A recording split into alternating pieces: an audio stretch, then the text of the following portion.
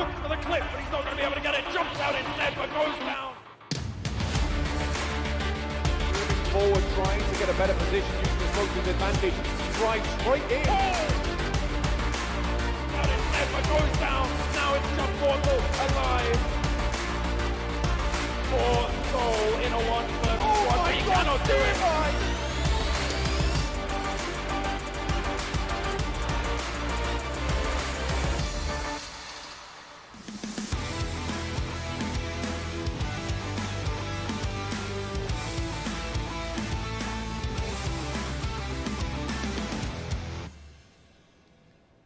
Ladies and gentlemen, welcome.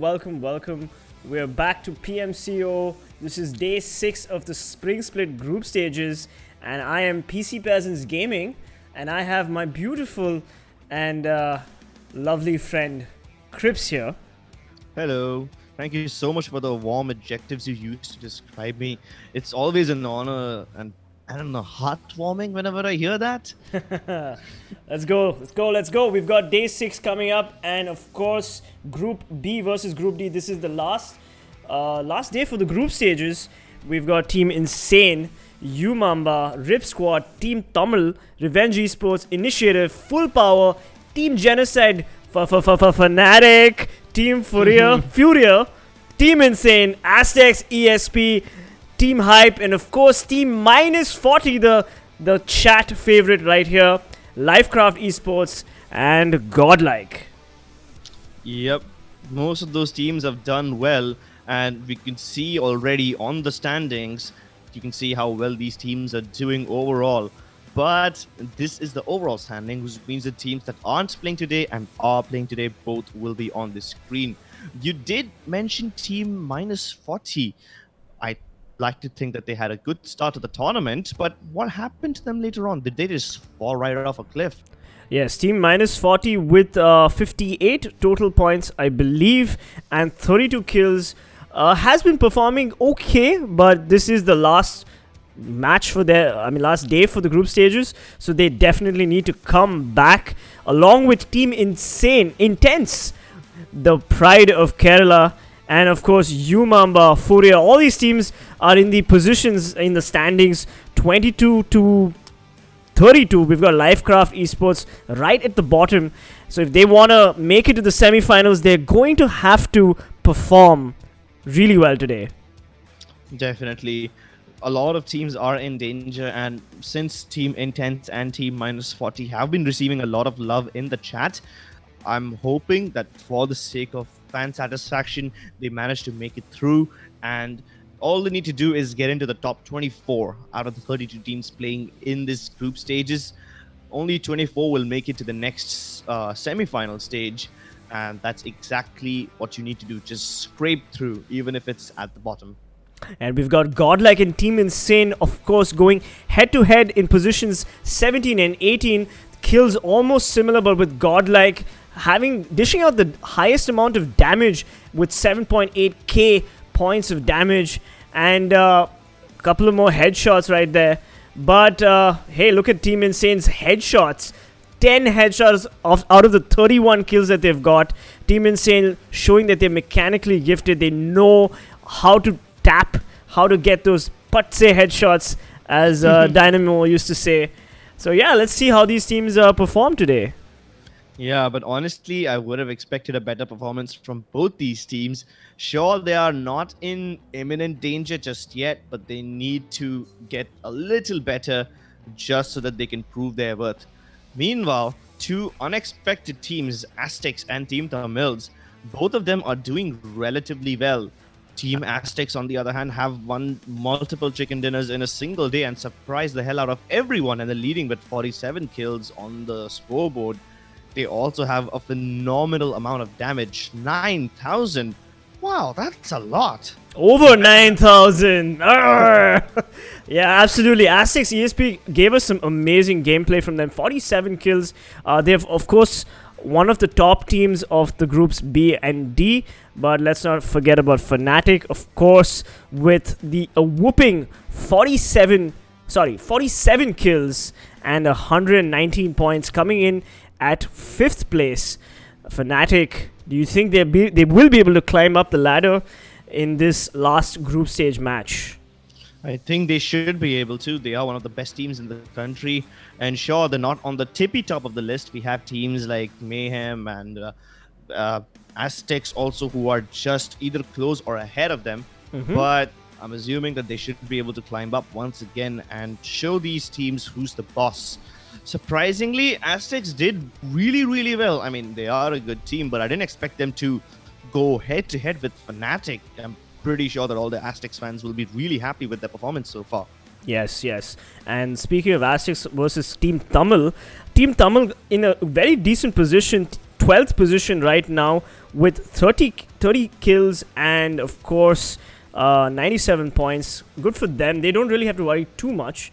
But hey, Fnatic versus Marcos Gaming. Marcos Gaming, a team from Hyderabad, also showing that they have the skill, they have the mechanical skill sets to maybe compete with some of the top tier teams, but they have been a little unlucky with their rotations. Hopefully Marcos Gaming can show that they will be able to rotate much better in the matches to come.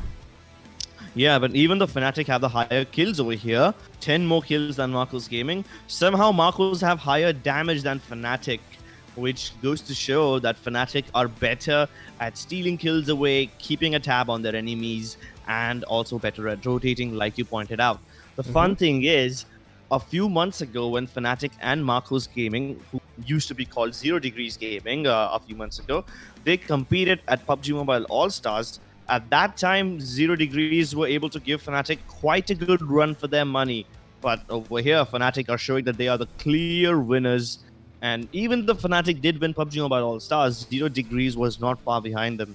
Absolutely. Also, Mayhem was also one of the teams that came in second at PUBG Mobile All-Stars a few months ago. This time, though, Fnatic is trailing behind Mayhem. So maybe there's a little bit of revenge match going on over here.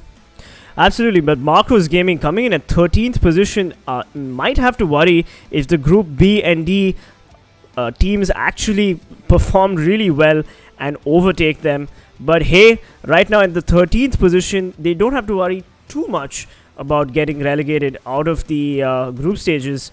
So hopefully Marcos Gaming is going to be in a decent position. But yep, let's talk about Fnatic for a second. Fnatic had a slow start to the tournament, to the group stages, and now they seem to be in a better position in terms of kills, in terms of points, and all they have to do is set their eyes on Orange Rock, Mayhem, Element Esports, and VSG Crawlers. Yep, and in order to get those points, let's just take a look at how it works. You get 20 points for a chicken dinner, 14 points for a second place, and so on and so forth, all the way down to its 10th place. 1 kill per point, and in order to grab those points, you're going to have to make your way through 4 grueling matches. First one starting on Erangel, then on Sanhok, then the wide dusty map of Miramar, and then my personal favorite, Vikendi. These 4 maps combined with the grueling point system, that's going to make one hell of a combination to entertain everybody. Yes, and we've got Group A's squad roster on the screen right now. We saw some amazing gameplay from 7 Seas Esports. They managed to really push into a top 10 position, but of course the top tier teams, Orange Rock are playing amazingly well with 69 kills and 199 points, almost 200 points, just 1 point away. Orange Rock is going to be feeling pretty happy about their performance. And finally, we've got Fnatic and Team Fourier, 2 teams that I do expect to perform really well, but teams that I am a little worried about are Team Lifecraft Esports and Team Hype, who are in the bottom of the standings at positions 32 and 30 respectively. Yep, even Godlike though, even though they're not at the bottom, but I think I'm a bit disappointed still, because we have seen Godlike perform much better in their previous tournaments. Speaking of Group B, we have 2 good names, Insane and Numumba, who've been showing us some great stuff all the way so far. Rip Squad has been struggling a bit, but I think they can still do better. Team Tamilas, one of the crowd favorites, definitely will be showing us some amazing action. They almost always do well on Erangel, so And so just let's see if the very first game is an explosive start for Team Tamilas. Revenge Esports and Initiative also, they've been performing pretty well, but they haven't managed to catch my attention just yet. I mean, they haven't managed to blow our minds away. Yeah. I mean, Revenge Esports did manage to get 27 kills so far, and they are in the 19th position. So yes, Revenge Esports definitely will want to push as much as they can, get as many kills, as many position points as possible, so that they are safely making it to the semi-finals of the PMCO Spring Split. Yep, this is the Indian qualifier. We also have the South Asian qualifier running side by side, and all of this will then combine into one giant PMCO, which will eventually lead to PUBG Mobile Pro League. So we have not just a few weeks, but like an entire year of PUBG Mobile action lined up for you all the time. Yes, and somebody was asking me yesterday whether we will be casting the Pro League, and I'm not sure, but we hope so. We do hope so. So thank you so much for supporting the English desk, and of course, we are not the people on the screen. We've got Ketan and Crips on the screen right now, and Ketan and Krat, I'm sitting at home, bro. Oh, Ketan and Krat on the screen, yes. And the plane's taken off. It's kind of disappointing that you mess my name up every time, bro. I feel bad about that. There are too many K's in this desk right now. Here we go. Okay. I mean, I kind of feel like it reminds me of my dad messing up my name with my brother's name. I mean, I used to, come on, Dad. You can't remember the names of your own sons, and forget that. My dad forgets my names and mixes it up with my dog's names. So I think you're in a better position. So we've got the circle, we've got the plane path already on the screen right now. This is the first match, which is Erangel. It's going to be an exciting day. We've got 4 matches today planned out for you, and the teams have already jumped from the planes. Take it away, Crips. Yeah, before I even talk about the teams, you notice the big gap? You see, Revenge and Rip Squad dropped in Primorsk, and then there's a massive gap where Quarry was there, and then after that the team started jumping out. Why does everyone hate Quarry so much? I mean, I agree, it's a low loot area. It's a shitty mausoleum of death. But to get completely avoided that lag, okay, that's a bit too brutal. I didn't think the teams would hate it that much. Anyway, let's carry on. UMEXRXN dropping in Gatka like they always do.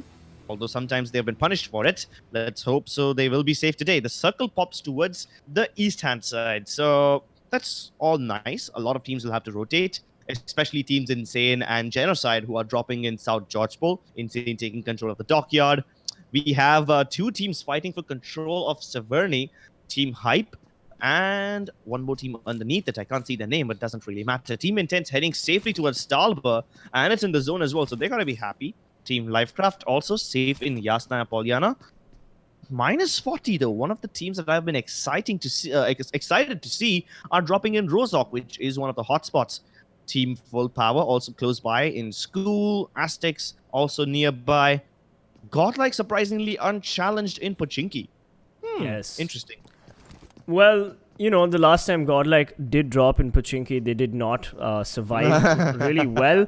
They did have they did have a 2-man disadvantage. I believe it was to JSL that they lost their players to. Yes. But yeah, Team Insane, Team Intense, obviously in Stalber. I think that is one of their favorite drops. But I'm also looking at Fnatic's drop right now. We've got them, of course, dropping in duos, a little spread apart. But I gotta say, these players are pretty confident. The way they drop. And Team Tamil on the screen. Oh, but they're not on the screen anymore. Team Tamil in Severny giving Team Hype a run for their money. Yep. Just a few seconds ago when the circle was still on the screen, I saw that Team Furia are driving all the way to Zarki, even though it's out of the zone. So they're making a very lengthy rotation outside the circle. Gonna have to loot up, which isn't really the best loot. Let's be honest, Zaki does have some average loot, and then they have to make their way back inside. So that's a lot of distance traveled before the first circle even pops. But for now, we have some Severny action. Hype versus Team Tamilas. Let's go. Yeah, Mahesh already taken a lot of damage, but he takes a couple of shots at OP, but he gets traded by carry OP. What a beautiful spray down from OP right there. Team Tamil taking the first knock of the game as Papi tries to get a couple of shots in, but Sonic getting a knock on Karaoke, getting the trade. Papi is trying to get an angle. He's not really succeeding right there. Oh, but Manti OP in the meanwhile finishing off Mahesh. First kill going to Team Tamil. Congratulations. They're going to be feeling pretty good about themselves. Team Hype at a one-man disadvantage. Oh, and that nade! That beautiful nade. Manti OP. Team Tamil is on fire as usual. Team Tamil performing the way that they do. Aggressive early game action from them. Mr. Spray trying to get an angle on the other players. And he sees Foxer. And oh, but Foxer! Sonic gets the knock on Striker. Let's This is such a brilliant setup from them. Foxer was on the right-hand side. Now he manages to get a knock onto Karaoke as well. And the way they set each other up, the way he set Sonic up for that kill as a distraction, it's amazing. Sonic once again manages to get the knock onto Manti OP. All of a sudden, things are looking a bit dicey for Team Tamils because Sonic, he was away from his teammates, but he gets saved. Oh my god. From Team Tamilas, eliminating Team Hype right off the bat. All the Tamil fans in the audience, whistle Porter, because Team Tamil just took Saverni and they're all going to be fine. And that's a good early game fight to win for Team Tamil. And Team Hype, the first team to get eliminated from the Day 6 group stages. Yeah, but even though Team Hype got eliminated, I have to give credit to Sonic. The way he used his teammate as bait and the way they played off of each other, it's actually pretty commendable. It didn't work out for them, but that's a different story.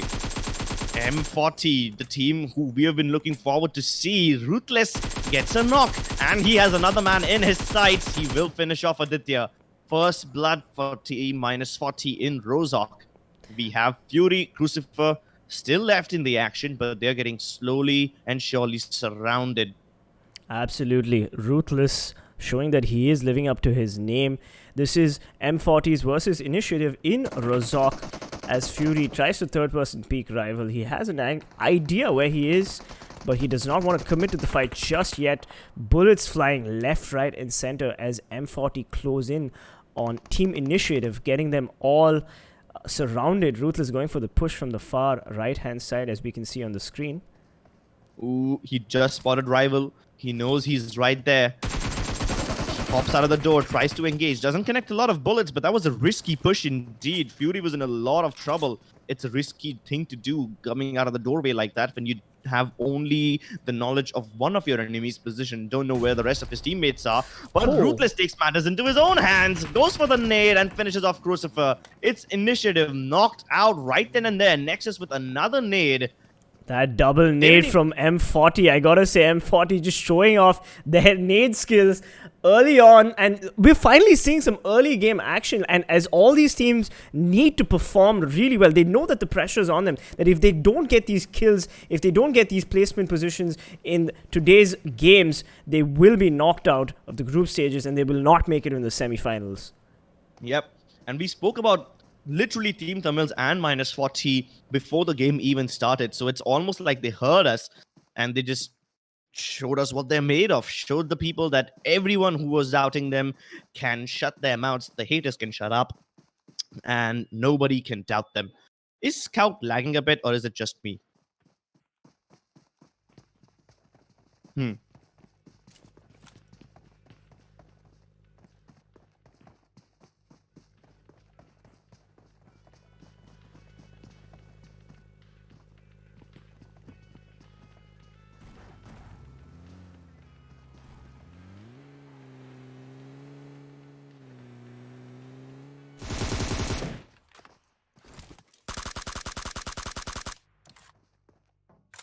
Bhishma, the star player from Mumbai. Surprisingly, this man used to be a part of the Insidious roster before, and he's been imported into Mumbai to add some firepower and some muscle into the roster.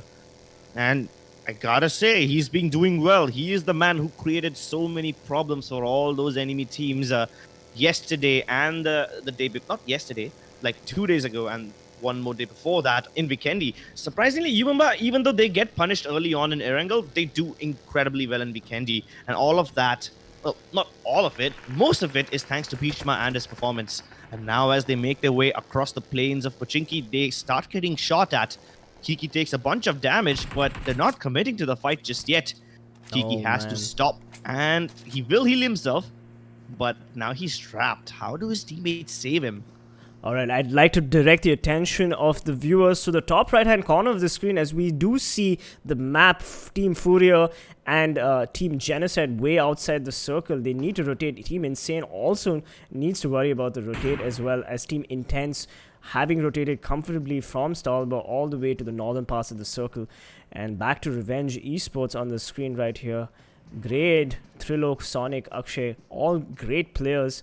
Kiki OP is going to want to get out of this situation because he's wasting precious time. He gets a little tapped out, loses a chunk of health.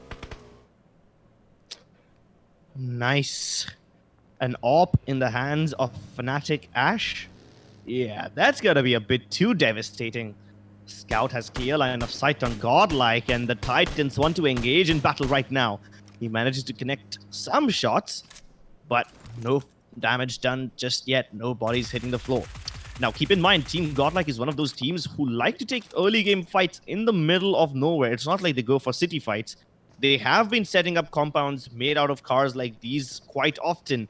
Now, last time they did that, they got punished. Let's see if things have changed after that situation. Yeah, we've got Team M40 also taking a compound, and so far, those of you who are just dropping in, Team Hype and Team TE Initiative have been eliminated. That logo just threw me off.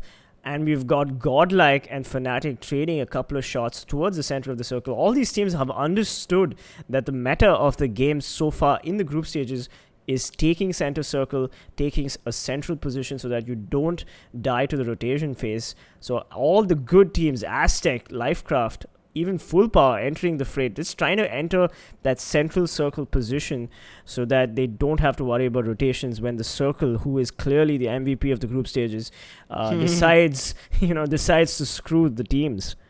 Yeah.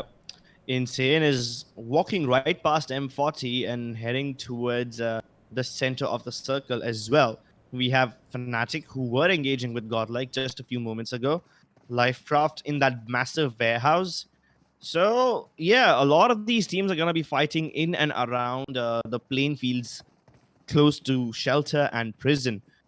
Either way, surprisingly, Yasnaya is still unoccupied. Now, a lot of the teams who are rotating in from the north, especially the teams coming in from Saverny and Taki, they might just be safe if they do take control of Yasnaya. Either way, Lifecraft is not safe. They have been spotted by Team Fnatic, and Fnatic is hungry. They are the ones who almost always go for kills. Absolutely. Fnatic is not going to let Lifecraft go away. And Lifecraft, right now at the bottom of the standings, honestly, they cannot afford to take this fight with Fnatic so early in the game unless there is a miracle and they manage to actually win that fight. I like how Fnatic is keeping the pressure. They're trying to get all these teams who are rotating, get those early kills in. And they have also placed themselves centrally so that any teams going for that circle position will have to deal with Fnatic in their rotation phase. Yeah, but look at this. So many teams, they're opting to take compounds in the middle of the circle instead of the big cities like Yasnaya, Mansion, and Prison. Okay, fine. You don't take Yasnaya, I can understand. There's a pretty good chance that Yasnaya won't be there in the next circle. But Mansion, come on. That was obvious. It's obvious that Mansion will be in this circle. I'm surprised none of them have taken control of it just yet. Now, all these teams who were located centrally, especially Insane and M40, they're going to have to make their way in. Fnatic find themselves at just the edge of the circle, and Godlike are not in the circle, even though both of them were not in the middle of a compound, but they were literally just in a little ditch in the ground. Yeah. That's all they had for cover.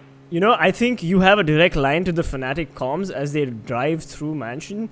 But nope, they're not going to be committing to Mansion. They're trying to go for a different position right here. It's Prison. Oh, that's interesting. Prison is a really interesting place to play around. Oh, Team Tamil. Manti OP taking a couple of shots at the Fnatic players. Look at the positioning that Team Tamil has as Rip Squad is spraying down Ash Gamer, doing a decent amount of damage to him. But Ash Gamer taking cover. Oh, he explodes his own buggy. Takes a little bit of HP, but he's got cover now. Yep. And while I say that, Team -40, who were trying to rotate in from their compound towards the circle, get engaged by Team Aztec. They do take a knock, but they're not completely knocked out just yet. A lot of teams trying to nade each other. Naruto and Porto nading each other. Legend walks right into it but doesn't take any damage. Spidey does finish off Nexus OP in the background. And somehow Revenge are third-partying upon Team M40. But while I say that, Insane and Team Power are playing a basketball match against each other. And surprisingly, none of them are hitting the loops. The nades keep missing, and it takes Naruto and his M4 to finally start the action. Naruto actually got a knock onto one of the players of Team Revenge. Yeah, which absolutely. means if Revenge somehow walk into this fight between Team FULLPWR and Insane might just have bitten off a bit more than they can chew, as we saw Naruto take a couple of shots from far away. Now Team Power has an advantage because Insane will be distracted, but hold that thought because Legend walks into the fight and he gets knocked. Kinzu somehow surviving. He finishes off Sky, has a chance to finish off Legend as well because Naruto is far away. His teammates come in to back him up, and now Naruto's gotta be feeling a bit regretful as he loses two of his teammates. Tempest, he's beyond the ridge towards the far side of this compound, and he won't be able to help just yet. Naruto in a lot of trouble, but he makes trouble happen. He blows up Zoom Boom with that nade. Interesting stuff. That might just buy him some time, but he has Mogambo really close to him. If he goes for the nade once again, Mogambo might just be able to jump out and get the better of him. He's trying to run away, takes cover behind the wall, but Poro quick to the fight. Naruto knocks him out as well. Wow, he's continuing to do damage. Meanwhile, Tempest, he knocks out Tulok from Revenge. Oh my god, Insane in multiple different fights right now. Absolutely, Naruto, what a beautiful play from him, but he shouldn't have aggroed that team, Revenge Esports. That was unnecessary to take a couple of shots at a moving team right there. And now Team Insane in a very difficult position. Tempest is also trying to see whether he can maybe rotate to a better position.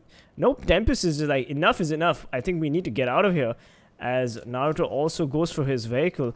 They're going to let Team Power leave? Nope, but Naruto's still hanging back, trying to do some amount of damage to Team Power before he leaves.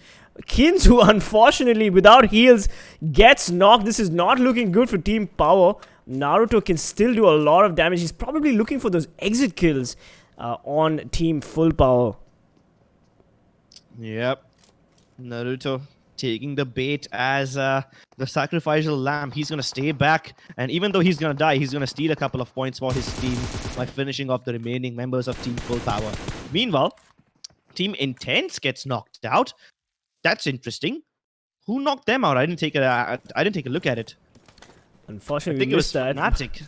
Yeah, we missed that action, but I think it was Team Fnatic. I just saw one name pop up in the kill feed, so I guess Team Intense, they just went out in a very mysterious way. Meanwhile, we have Team Insane on our screens, and now they're taking a fight against Team Revenge after finishing off...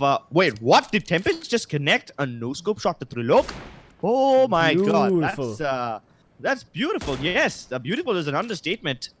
Either way, Revenge were trying to third-party into the fight between Power and Insane, and now they might just have an advantage because there's only two people left. But Rip Squad blows up Rival, and that's Team -40 out of the picture. Oh no, the Pride of Kerala unfortunately not performing the way they would have expected. And to answer your question, Team Intense was in a two-way fight between Godlike and Team Tamil.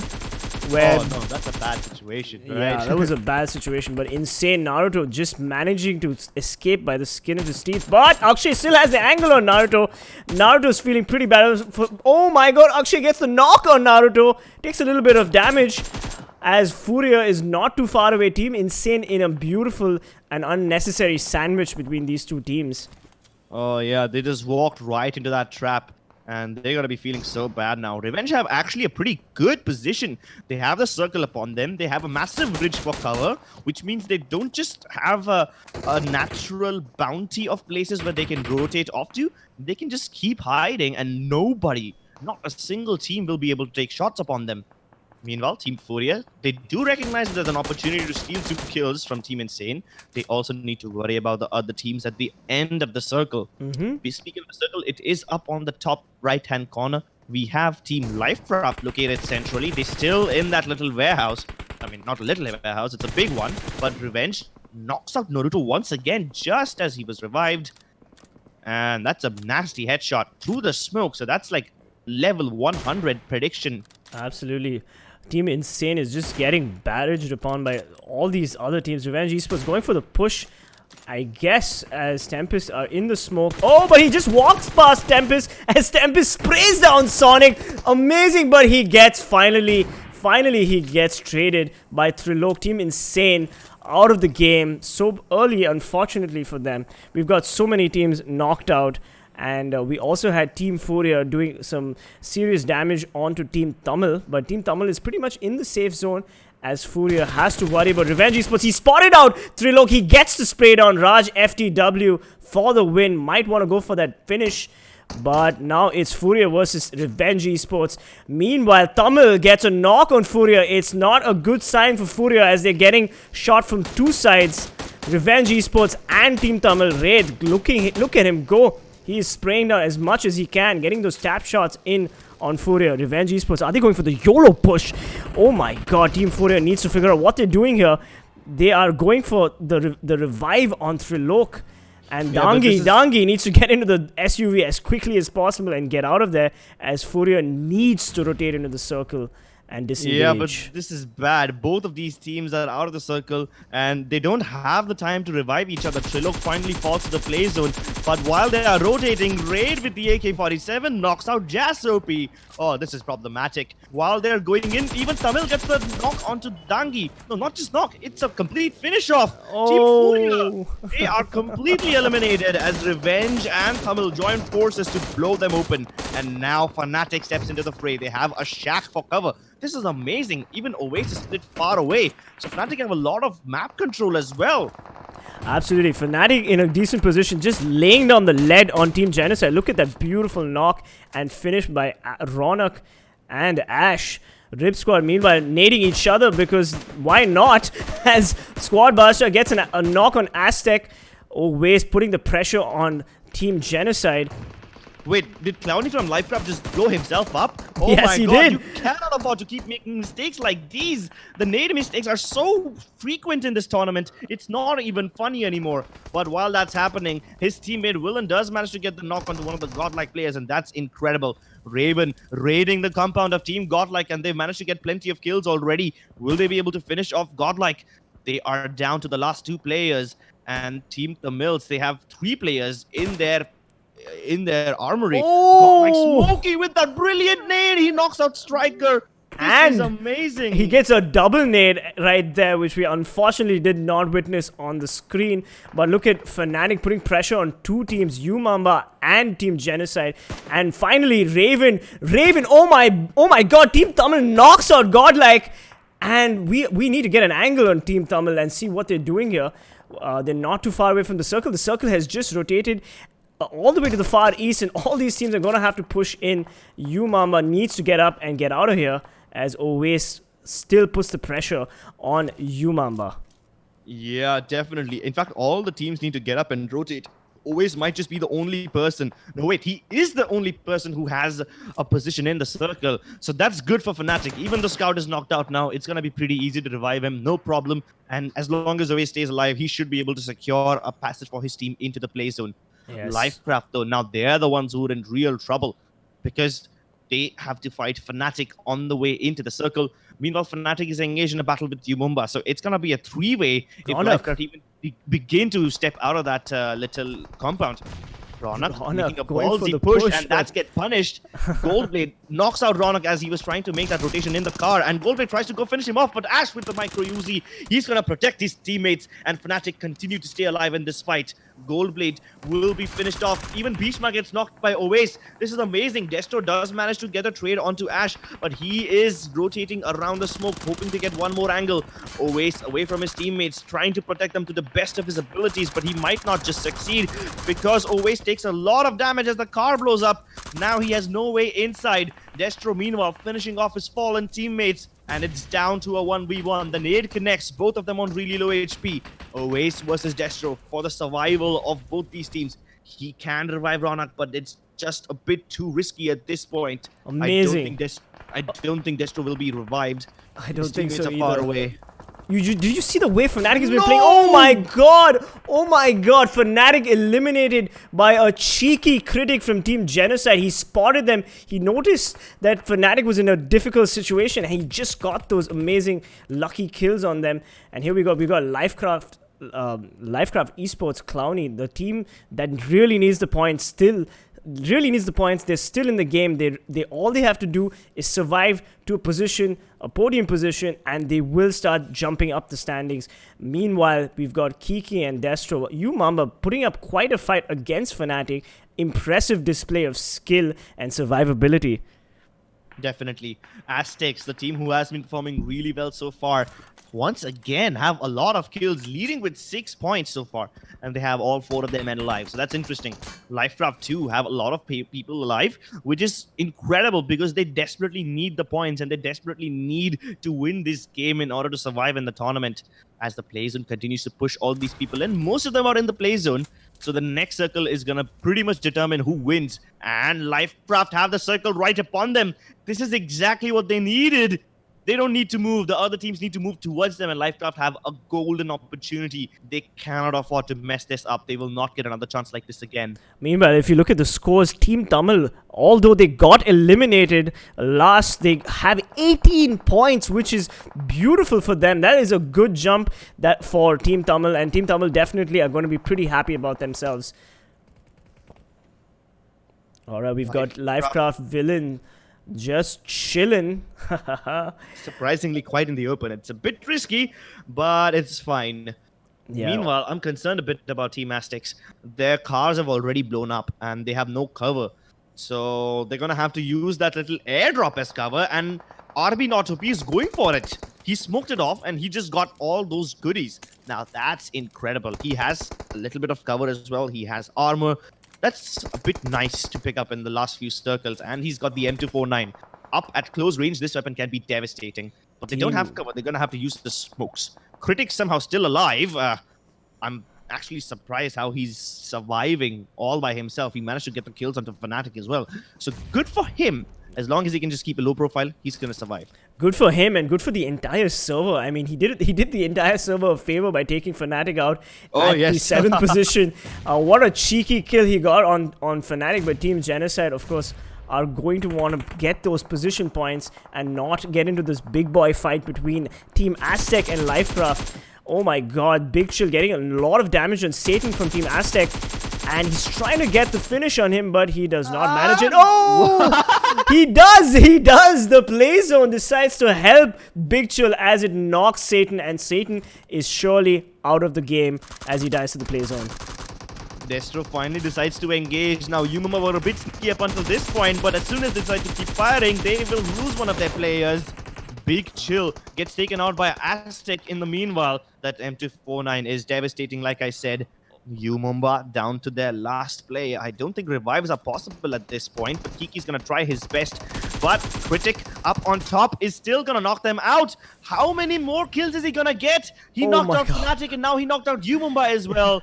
The lone man surviving for Team Genocide is racking up a lot of placement points and a lot of kill points as well. He's the MVP of this game. He's on fire. He's on fire, just like eliminating some of the top tier teams off this group stage. He's going to be feeling pretty good about himself. Positioning, getting him to 3rd place, which is great. And maybe 2nd place if Aztecs make quick work of Lifecraft, as they are whittling them down with their M249 and level 3 gear. Let's go for it. Let's see if Team Aztec can actually put the pressure on Lifecraft. And there is a lot of pressure on Lifecraft, but Lifecraft is going to be feeling pretty good about themselves because top 3 position is always a good... RB Not OP with a beautiful nade and the finish. What a stunning performance from the Team Aztec player. All he's doing is just spotting them out and finishing them. Kills them again with a knock on Noob from Lifecraft. Look at Critic. Critic does not want to enter this fight just yet. He's just waiting for an opportunity to present himself. as he slowly makes his way into the circle, hoping to not get spotted out by Aztec or Lifecraft. Look at him go. Yeah, but at this point, it's a 3v1v1. Aztec, RB not OP. He's inching closer to Clowny. He knows his exact position, but while that happens, Critic knocks him out. Whoa, this is incredible. Finally, he does get saved a bit, and I guess Clowny will be able to survive. He was about to get naded, but he will finally be spotted. Aztecs with the chicken dinner, but kudos to Team Lifecraft. They managed to get 14 points out of that second placement, and Team Genocide, they got all the way to the third place, and they managed to knock out 2 teams in the process. Oh man, that was an incredible performance. Absolutely. Team Genocide, what an amazing performance from Critic. Everybody's going to want to get an autograph from that man after that performance. Beautiful Umamba elimination and beautiful Fnatic elimination. Team Genocide, where were they on the standings? They were at position 25, I believe, but that performance is going to definitely bump them up in the standings. We've got Team Aztec coming in first place with, I believe, 11 kills. Team Lifecraft coming in second place with 3 kills, and Team Genocide with 3 kills, all owed to Critic. Umamba with 5 kills in 4th place. Fnatic with 4 kills in 5th place. Revenge Esports with 6 kills in 6th place. And Aztec Skillsum, of course, the MVP of the game with 4 kills and that whooping 846 damage. Yeah, even though he's the MVP, I kind of expected Aztecs to win the moment Fnatic got eliminated. I mean, it was pretty obvious. Aztecs have been performing really well, and as soon as you take out the obvious champions Fnatic, the game pretty much belongs to Aztecs. But kudos to Team Lifecraft.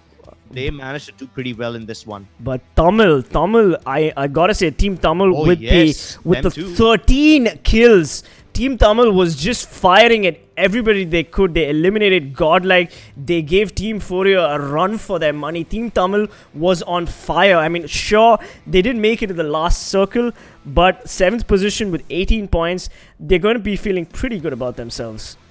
Yeah, I also have to give kudos to Team Insane. They put themselves in some insanely difficult situations, yet they managed to get plenty of kills out of it. So kudos to them as well. You were right. Even though Team Tamilas have hardly any placement points, those 13 kills, they boost them all the way up to the 2nd place ahead of Lifecraft. Incredible stuff. Aztecs, the obvious champions with 31 points. Team Tamil, 18. Lifecraft, they managed to get 17 points, mostly because of their brilliant positioning and the 14 placement points. Umamba, a good balance of kills and placement at 13. And then, of course, we have Team Genocide, who did incredibly well. All thanks to Critic.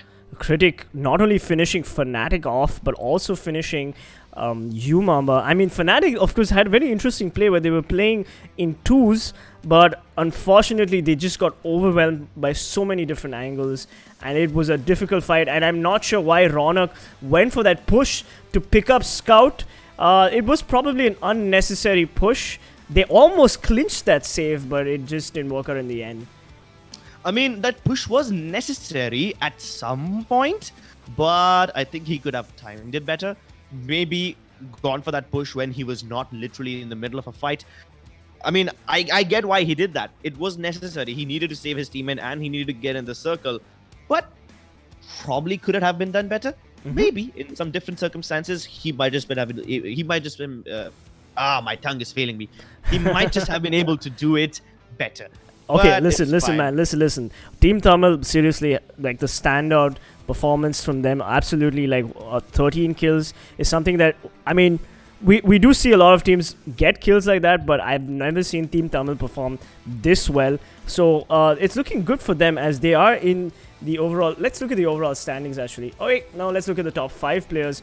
Manti OP from Team Tamil with 7 kills and 850 damage. Manti OP is not messing around. Team Tamil clearly back in the game. Aztec, oh my god, look at that. 3 players. Killsum, Spidey, 4 kills each. And then let's not forget RB not OP with his M249 coming in with 3 kills. And here we go. We've got the man of the hour, in my opinion, Critic from Team Genocide with 3 kills and getting those cheeky kills on some of the best players in the country. I think he was the unofficial MVP of the match. He gets my award. He gets the Casters award.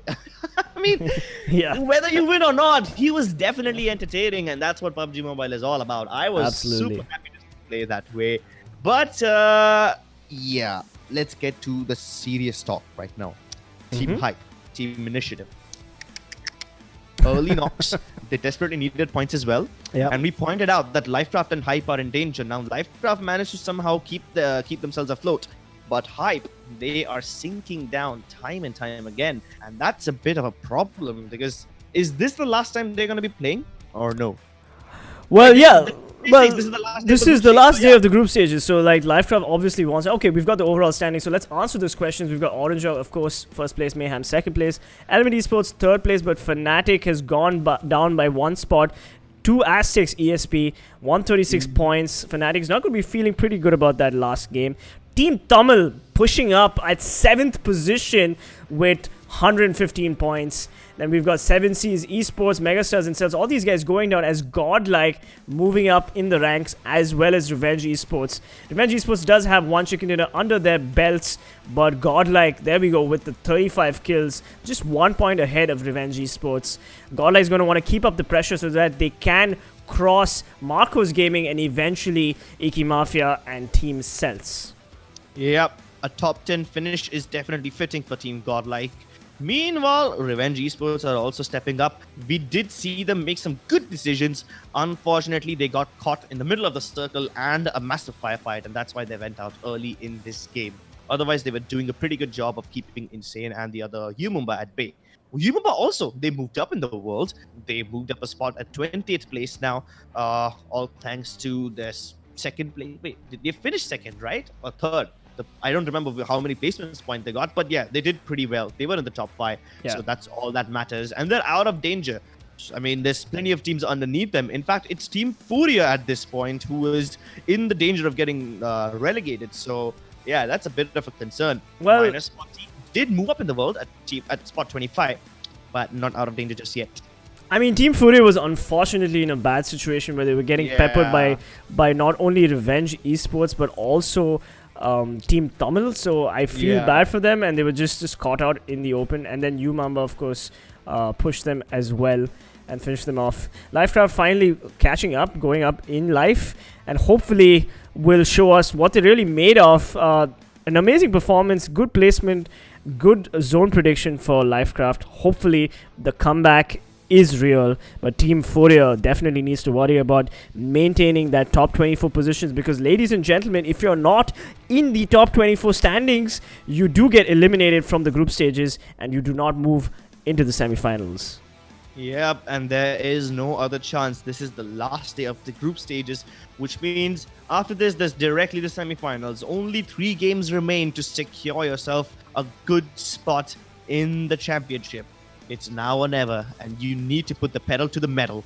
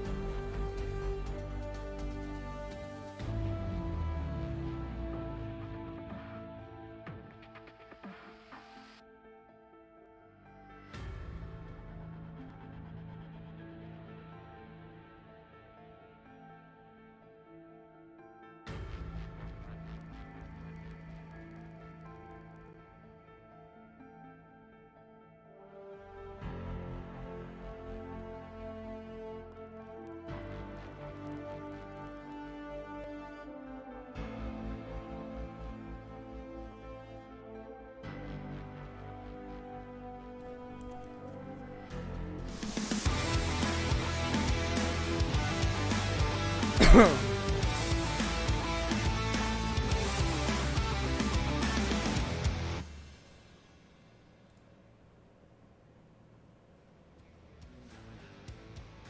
and gentlemen, welcome back. I was just clearing my throat because we had such an amazing game in Erangel. I am PC Peasants Gaming and I am casting with Crips all the way in Mumbai. I'm in Chennai and we're doing it. We're doing it.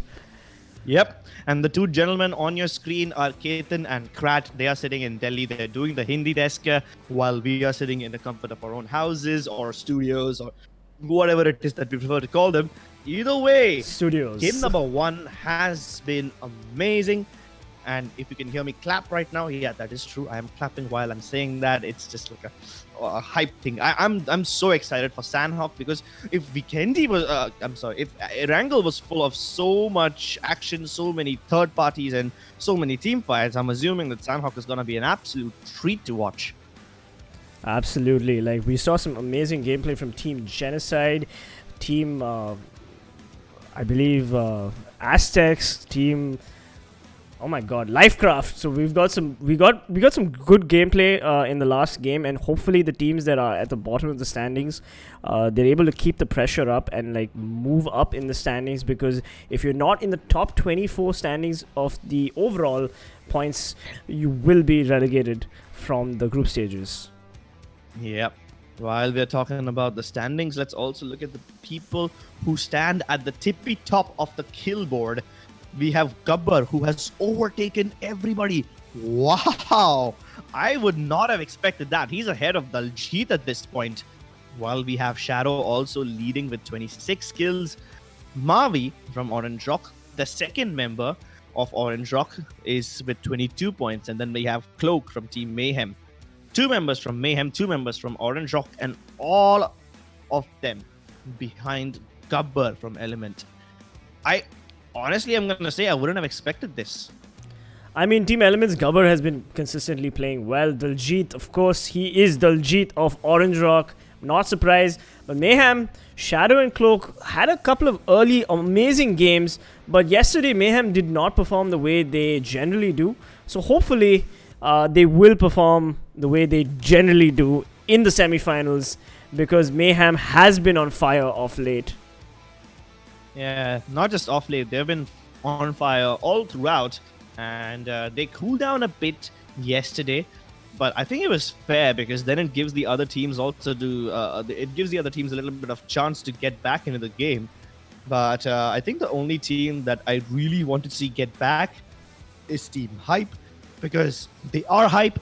They have been doing some pretty good stuff. Yes. Team Lifecraft also, we saw them on the very first day pick up some good fights and hold their grounds against Fnatic, although they did get eliminated in the end, but they managed to survive for long enough, so they have some potential. Are you okay, Crips? Are you okay, Crips? Your throat sounds a little scratchy. I think it was all the yelling that we did in the last game where we fine now. Yeah, we went nuts. I mean, what an amazing show of force from all these teams. Erangel, of course, is done, but we have 3 matches, so don't go away. We've got Sanhok coming up next, followed by Miramar and Vikendi. Any bets on the Sanhok map? Actually, I prefer not to bet on Sanhok because time and again, it's been proven that no matter how many predictions you're able to do, in the end, something or the other will go wrong. It is Sanhok. It's the most chaotic map of the 4. I mean, I think I can fairly predict teams in Miramar and Vikendi, but definitely not Sanhok. Right. And, of course, the map has finally shown on the screen. It is a Hatin to Sami plane path, and all these teams, Lifecraft, Furia, Umamba already jumping. Fnatic also jumping. Let's see where these teams are headed, because that circle can be very sneaky in Sanhok, because Painan and Trifecta is the compound that a lot of these teams will want to take control of, because the rotation phase is precisely through these choke points, and the teams that control those choke points generally tend to control the map. Yes, that is true. We have Team Umamba taking safe position on the northeastern island, Lifecraft and Hatin. We have initiative heading towards Cow. At the same time, full power spreading out a bit across the compounds between Tatamok and the edges of the coast. Obviously, Fnatic in boot camp and nobody there to challenge them. I thought maybe M40 would be going for that place as well, but M40 splitting up. Look at Ruthless. He's on the northeastern island, but his teammates are far beyond the circle. They're heading towards the west, very close to Camp Bravo at this point. So that's a bit of a concern. How so, Crips? I mean, usually playing split is fine, but even in split, you need to be somewhat close to each other, right? They're literally on different islands at this point. Look at Ruthless from M40. I see it now. Yeah. He's super far away from his team. That's next level of split. So at this point, I think Ruthless, all he has to do is stay alive and act like a CCTV camera and hopefully keep a track of the other two teams. I guess it was maybe a communication error, and that's why they split up like that. I don't think they would have split up otherwise. Yeah, Bainan is surprisingly unoccupied. Traditionally, the M40 does not split up the way they did, but maybe they're trying something new. And let's be honest, this is the last day of the group stages, and all these teams are now going to want to show what they're really made of. I mean, yeah. so far, a lot of the teams will be keeping their team secrets a little bit on the down low, but it's time for teams like M40, Furia, Lifecraft to actually perform if they want to make it to the semi-finals. Yeah, this is where you put all your tricks and you pull out your cards out of your sleeve and put them on the table for the world to see, especially M40, because if they save their strats now, they might as well just save them for the fall split of PMCO. They need to pull off these strategies right now. Yes. And I guess Sanhok is one of those maps where you have a good chance of winning. We did see that M40 boasts a lot of firepower, which means they have good aimers. And if they somehow manage to get the rotations right, they might as well be able to jump out of the danger zone. And we've got Team Godlike on the screen right now, and Team Godlike was in a firefight with Team Tamil. Unfortunately, that was off the screen in the last game, but Godlike did not manage to win that fight. So Godlike's going to want to come back in Sanhok as they rotate in a fairly 100-meter radius, 50-meter radius of each other. Yeah, I guess that's like the acceptable amount of splitting up. 50 to 100 meters is good enough. You get a good amount of coverage of the area around you, and you're not that far from each other as well. So, fairly acceptable. Although in Sanhok, that number goes down from 100 to like somewhere between 50 and 25. Either way, in the end, it all depends on how comfortable you are with your teammates and how well you know each other's playstyle. Team Insane on the screen right now. Not the greatest loot so far, because they did drop in awkward places, but they're going to want to rotate to a position which is better, because Sanhok is one of those maps where rotations can get a little tricky, especially because distances are much shorter and you can get third-partied quite easily. Furia taking the vehicle because they like to travel in style. And Furia keeps... I'm not sure what Furia is doing right there, but ladies and gentlemen, this is why you don't energy drink and drive as Team Furia, crossing the road, just going for the safe zone most likely, and hopefully better loot. But I'm gonna be honest, this pickup truck, or whatever it is that it's called, it's got a weird name, but it doesn't have a lot of hit points, which means one magazine, if all the bullets connect to this vehicle, it will blow up. And all three of these players are in the car, which means if this car blows up, all three will be knocked out right off the bat. It's a very risky, it's a very weak car. Yeah, I like how Team Intense took a couple of shots at them. By the way, all 4 players of Team Intense are safely in the map, so do not worry. And Fnatic and Team Hype, oh no, this is not boding well for Team Hype, as they've always got into these early fight situations. And I'm sure they do not want to deal with Fnatic so early in the game. Yeah, they don't want to deal with any fights in the first place, and especially not Fnatic out of all of them. And just as I say that, Eska, poor guy, He gets knocked out and instantly killed as well. Always, he was far away. I don't think they would have expected this at all. Even Scouts get one more knock onto Sonic, and this is just not boding well for Team Hype. Foxer desperately trying to engage with Ronak, but he will be shredded to pieces as soon as he peeks out that window. Jesus, Fnatic are making this look easy. Now Mahesh trapped all alone in that house. He's getting pushed from both the directions. There's no escape. There's no way he can revive his teammates. I can't watch Ash this. Going in, and he does manage to knock out Ash. He finishes him off as well, but Ronak will finally get the revenge. Well, at least he does manage to make things a little bit easier for the other teams now that Ash is out of the picture. And he got Yes. one kill on his way out, but definitely not the last position. I don't think Hype would have wanted to go out in the last position, and they desperately needed points.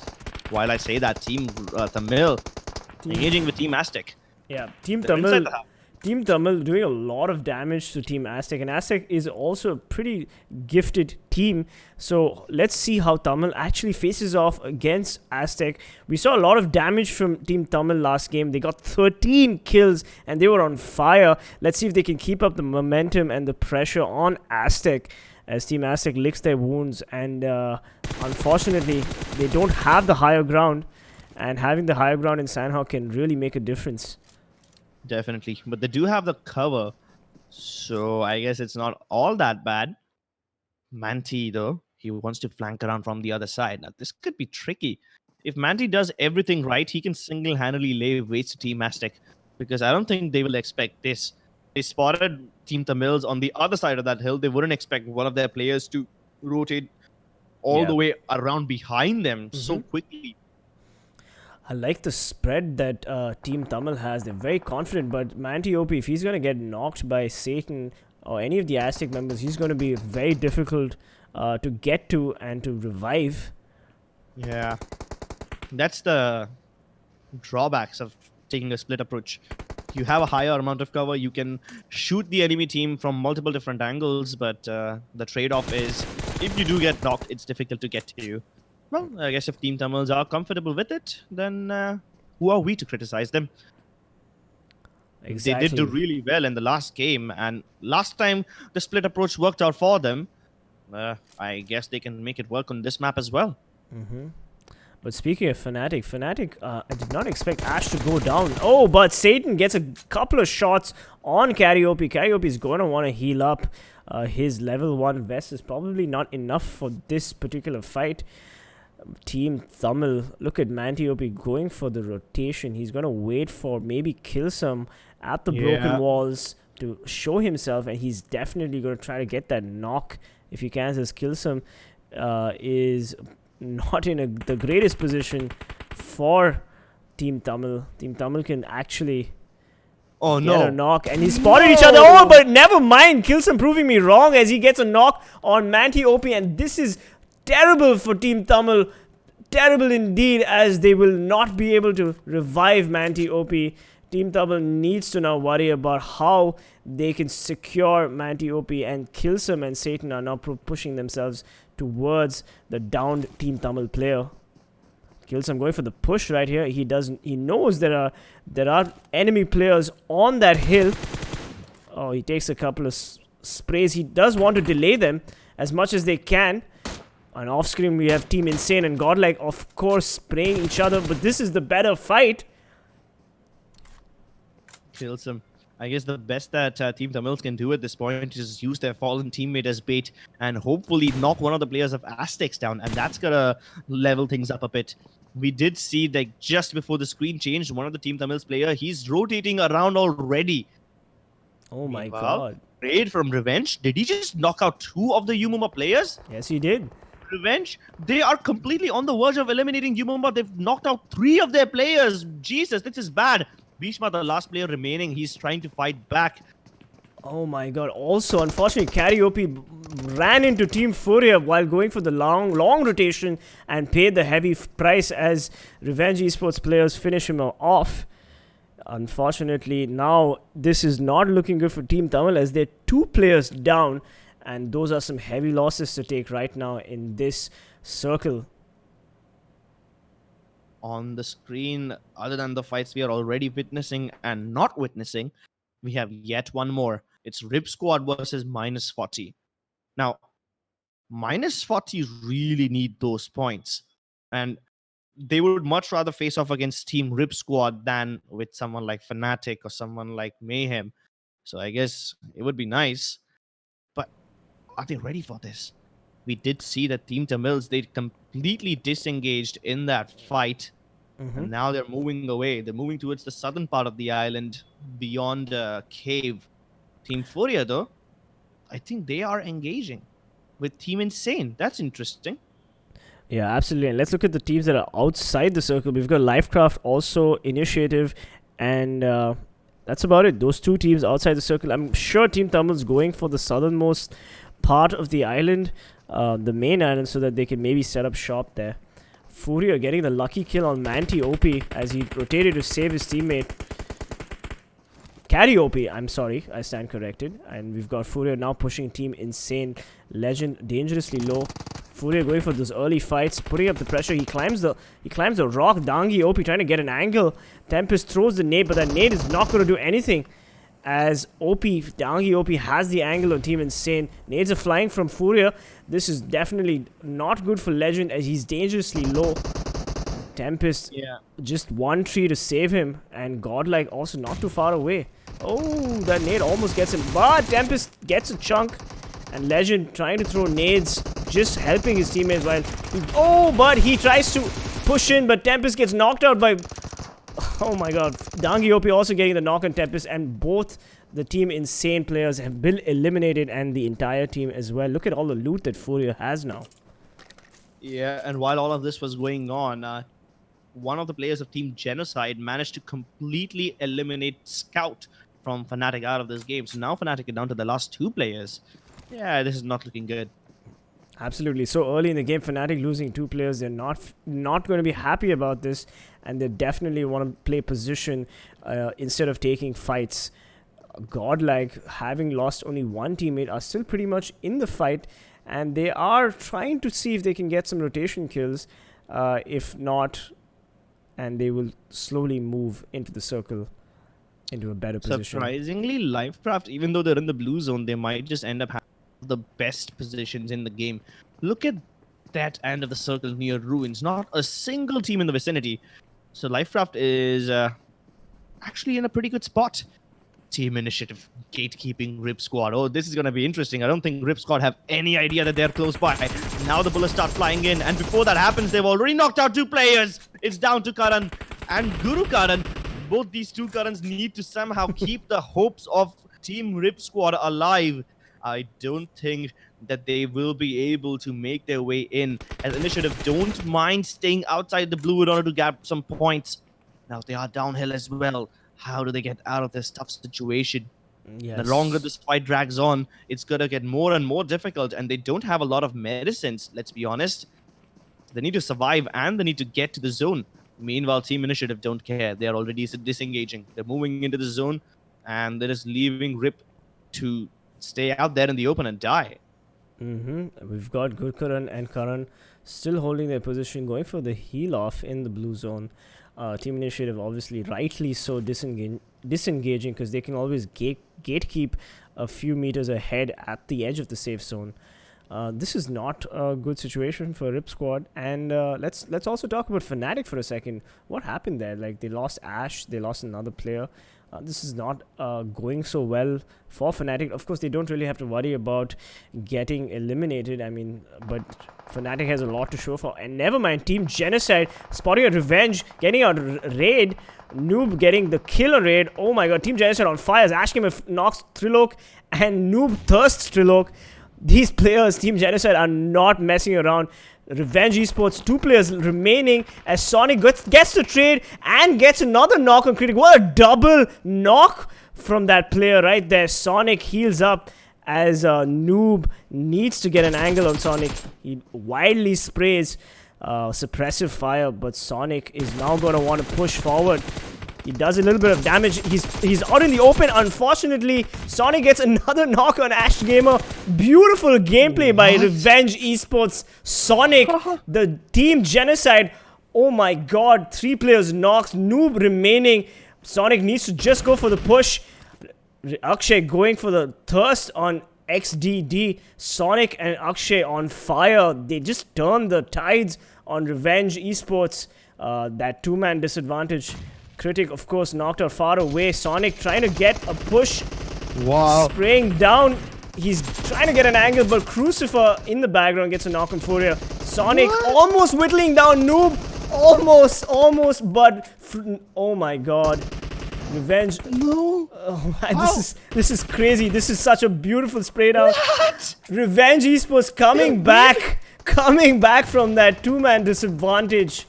How on earth did they do that? Sonic first knocks out 3 players on his own, then he lets Akshay go around the top of the hill to get the flank on them, and somehow he still manages to keep them busy.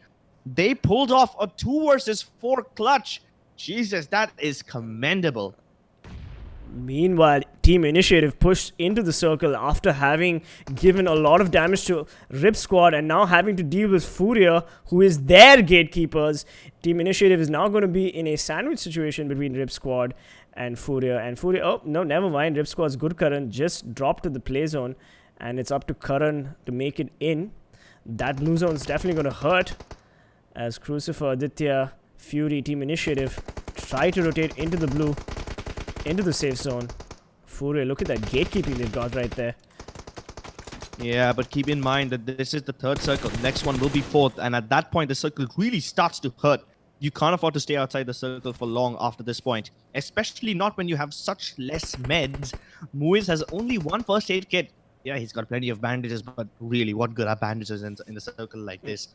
And he can't even make it without taking contact from Team Furia. Needs a bunch of smokes in order to make his way in, or he can just continue to fire upon them. Even that's viable.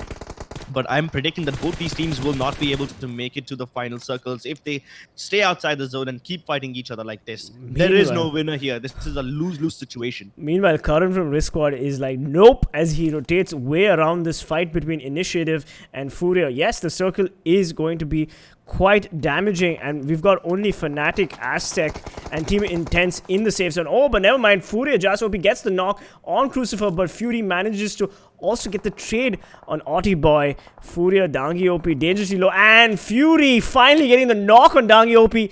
Is Team Initiative back in the fight? They are taking the fight to Team Furia. Furia, unfortunately, did not gatekeep the way they intended to, already taking two players down.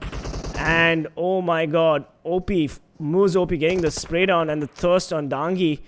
Fury also getting another knock on Raj FTW and finishing off Auti Boy. Beautiful gameplay from the Team Initiative as they put the pressure on Furia. And they're like, you know what, let's disengage, let's get out of here, as they decide to get into the play zone. Yep, and while we were seeing all of that, one of the players of Team Intense was engaging in a battle. I forgot the team name, but I guess we will be seeing them on the screen too pretty soon. Crucifer, though, even though the rest of his teammates have made it into the circle, Crucifer stays here. And even though he does go down later on, it doesn't really matter because he's here to finish off the remaining members of Team Furia and secure those points for his team. Nope, even Crucifer's moving away. He doesn't have enough patience to deal with Furia. Yeah, it doesn't make sense. I mean, he does have 4 first aids, but he's definitely not going to want to waste this. And Jas OP, last man standing, needs to get into the circle and at least get some placement points for his teammates. Meanwhile, M40 off-screen is fighting against Team Intense. We've got Lifecraft also facing off against Team Aztec. And as Initiative slowly makes their way into the circle, they're going to have to deal with Godlike on the way. That is a rotate that really cost Team Initiative a lot of time. Lifecraft, meanwhile, with the vantage point right here. Yeah, but keep your eyes on the circle. This is a very awkward one. You see, it's split in between 2 islands and there's only 1 bridge in between. So, a few teams are going to be super lucky and a few teams are going to be super unlucky depending on where the circle spawns. And the bridge is going to turn into one massive battleground. Oh, and this is going to be actually pretty awkward for all of these teams, no matter where they are. You see, the circle is pretty less occupied and it's straight up on it's straight up on Camp Charlie, but still a little bit of the other island is in the zone, so it's not over yet. Rip Squad Karan, the last surviving member, manages to get plenty of knocks onto Team Initiative, and he's continuing to finish them off. He gets another knock onto Muiz as well. That's brilliant. How on earth is he managing to get the revenge, and that too so quickly? Also, at the same time, Team Tamilas, they get the knocks onto Team Intense, and they're completely eliminated from the game. Rival with a double kill. That's impressive. Unfortunately for Team Intense, they were taking 2 fights, Team Tamil and of course the other team, which I just missed on the screen right now. They were taking fights on 2 different fronts, which definitely doesn't help their situation. Team Tamil, of course, nice and safe in the circle, as Fnatic also moves in, and Lifecraft tries to... Oh, beautiful nade from Striker on Satan. Team Tamil on fire as usual. They're keeping up the momentum that they've gained from the last map where they got 13 kills. Lifecraft trying to hear these nades and try to figure out where the action is going so that they can get some third-party goodness.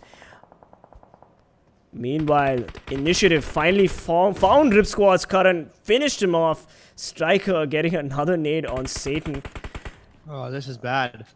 While all these fights are happening, Ronak has clear line of sight of Kinzu, and he will pepper him down. 2 players of Team Full Power knocked. Always manages to get the finish off onto Kinzu, and it's down to Mergambo now. Can he get the revenge? Team Tamilas, they are continuing to dish out the punishment, and at this point, they're engaging Team -40 from far away. Godlike, they're trying to third party in on the action. They managed to get the kill onto Rival. Oh, this is devastating. Godlike might just walk away with a lot of points if they manage to do this right. Fnatic not letting Full Power get into Camp Charlie, as, oh my god, what a beautiful spray down we just saw there from Striker knocking out Nexus OP. M40 getting shot from every angle as they rotated into the Camp Charlie. Always trying to get a knock, trying to get a finish on Mogambo, and he just might, as Mogambo slowly bleeds to death and he dies finally. Oh my god, Revenge getting the knock on Gil as Poto gets the trade on Clowny. But unfortunately, Full Power's Mogambo dies to that beautiful nade that always managed to get him. Yeah, there's a lot of teams alive, but only one player from them each. 1 player from Aztec, 1 from -40, 1 from Initiative. Godlike, Tamilas, and Fnatic down to the last 2 players. Lifecraft is the only team with all their players alive, so this might just be their game. Well, absolutely. They are definitely going to want to get those points, because right now they are at the bottom of the leaderboards and they have to make a long climb. Godlike just gets eliminated to the play zone. Again, the play zone getting as many kills as he can or she can, because the play zone in Sanhok is quite deadly. Definitely. And this is the 6th circle as well. Staying outside for just a few seconds will be devastating, just like we saw Carnage. He witnessed the devastation of the play zone firsthand. And Team -40 is also out of the game. Absolutely. We've got Striker, Team Tamil on fire. I mean, 2 players remaining for sure, but they've been doing a lot of damage. Lifecraft finally getting Initiative, and Villain getting the knock and the final elimination on Initiative. Initiative's not going to be feeling pretty bad. 13 points is not too bad for them, and it was a decent performance considering they had to fight so many teams on the way to the circle. They had to first fight Rip Squad, and then they had to deal with Furia, and then again Rip Squad. It was unfortunate for them. Yeah, but the final circle is straight in Camp Charlie and Raven. Team Tamilas, they have one of the few houses that is in the zone. Fnatic right next to them. So I'm assuming this whole fight is just going to culminate into one big nade battle. You obviously can't afford to go around and keep fighting them gun to gun, because the third person will never allow you to do so. You will need a lot of utility. Lifecraft trying to take the high ground advantage by climbing up on that 3-story house. Team Tamil meanwhile playing dodgeball with all the nades that every team is just throwing at them. I gotta say, Ronak, some of those nades were pretty devastating initially, but let's see if Ronak can get a couple of more Kobe's. I won't be surprised. He's such a mechanically gifted player. But speaking of Ronak, he eats the nade from Big Chill from Lifecraft, but no worries. Owace manages to get him up, but no, Owace has to disengage and wait for Ronak to maybe get into the safe zone. Oh yeah, they're safe. They're safe at least for now. Now, that's the thing about these nades. as soon as you get a knock, your position's revealed. Now, at one point, all these teams were nading Team Tamil. Somehow they managed to survive. But now that Ronak's been knocked out, I think every team will now focus because they know where Fnatic is. And this might just be their undoing. Somehow, the last surviving member of Team Aztecs has not been spotted yet. So as long as he can stay there and as long as he doesn't get naded, he's safe. Mr. Spray, he's trying to get the third-person angle by getting in towards that half wall. Clowny going all the way outside of Camp Charlie. This is interesting. He won't be able to participate in any fights, but he will stay alive in case all of his team members go out in a flurry of nades. Yeah, I gotta say, the Fnatic's nades are really on point. Very interesting to watch as Tamil tries to get the angle on Clowny. We've got Striker very low, but Clowny's probably going to get the spray on him. Yep, he does, and goes for the thirst as well. Lifecraft making sure that Team Tamil gives them all the points that they need. And now we have Aztec, unfortunately, dealing with Ronak's push from Fnatic, and Team Aztecs has been eliminated to 4th position. This is interesting. Lifecraft, they were having the man advantage. Noob, he did get knocked, but I don't think his teammates have the luxury of reviving him. This is the 9th circle. Keep in mind that at this point, there will be no circle. The whole thing will just shut down. Team Tamils, unfortunately, they bite the dust. Fnatic in a 2v4. They just managed to turn it into a 2v3 as Oace managed to get one more knock. And he gets the thirst as well. It's back to a 2v2. Fnatic are leveling the paying fields. Clowny wants to prime the nade and Ronak might just die, but somehow the nade bounces off the window. That was a costly mistake. He could have eliminated Ronak right the hell there, but no. Ronak will live to fight another day. At this point, Oace has managed to sneak into their own building. I don't think Lifecraft are aware about this. Oh, yes, they are. They know exactly where Ronak is. No, they were focusing on Oace, and Ronak takes that chance. He uses the distraction that his teammate created, and he takes that chance. Fnatic win the chicken dinner. Oh my god. A 2 versus 4 clutch. How on earth do they do this? Team Fnatic proving to everyone that they are the bosses. Absolutely, Fnatic with a 11 kill win and chicken dinner, finally solidifying their position on the leaderboards again, saying, hey, I mean, yeah, we're back, and we're here to stay. Of course, Lifecraft, a brilliant performance from them coming in 2nd. I have to say, Lifecraft really needs the points, and they're going to be feeling pretty good about themselves that they at least came 2nd with 4 kills, but Team Tamil coming in 3rd place with 6 kills. From Erangel to Sanhok, Team Tamil has been performing exceptionally well. Aztecs also 4th place with just the 1 kill, and Initiative coming in 5th with, I believe, 6 kills. Team Initiative, again, a team that took multiple fights, but hey, look at the MVP. We've got Ronak with a crazy 8 kills, 812 damage. Clearly the MVP of the match. Yeah, and you know what? This is the first chicken dinner that Fnatic have got in this tournament. So yeah, that's impressive. Can you imagine Fnatic getting so high up on the overall standings without even a chicken dinner? That's just crazy. And the way Oace and Ronak played off of each other, oh my lord, that is brilliant. First of all, they managed to get Oace up into the top of the buildings that their enemy was in. That itself was a very risky move, but he managed to pull it off. And then Oace created a distraction and Ronak went in for the kills. That is just brilliant. Top 5 players, there we go. Ronak 8 kills, but Striker from Team Tamil 6 kills. Well played. I mean, Team Tamil is just on fire. I mean, Striker got all the kills for his team this game. Sonic, of course, Revenge Esports Sonic. We saw some amazing gameplay where they got that clutch on TeamGenocide, and I have to say, Sonic really showed that they can take a 2v4 situation and even a disadvantage and turn it into an advantage. Initiative, of course, with 3 kills, and Revenge Esports with 3 kills. Of course, the top 5 players of the match right there. Oh yeah. In fact, 8 kills is just way too crazy. Is that the highest we've seen in the tournament so far?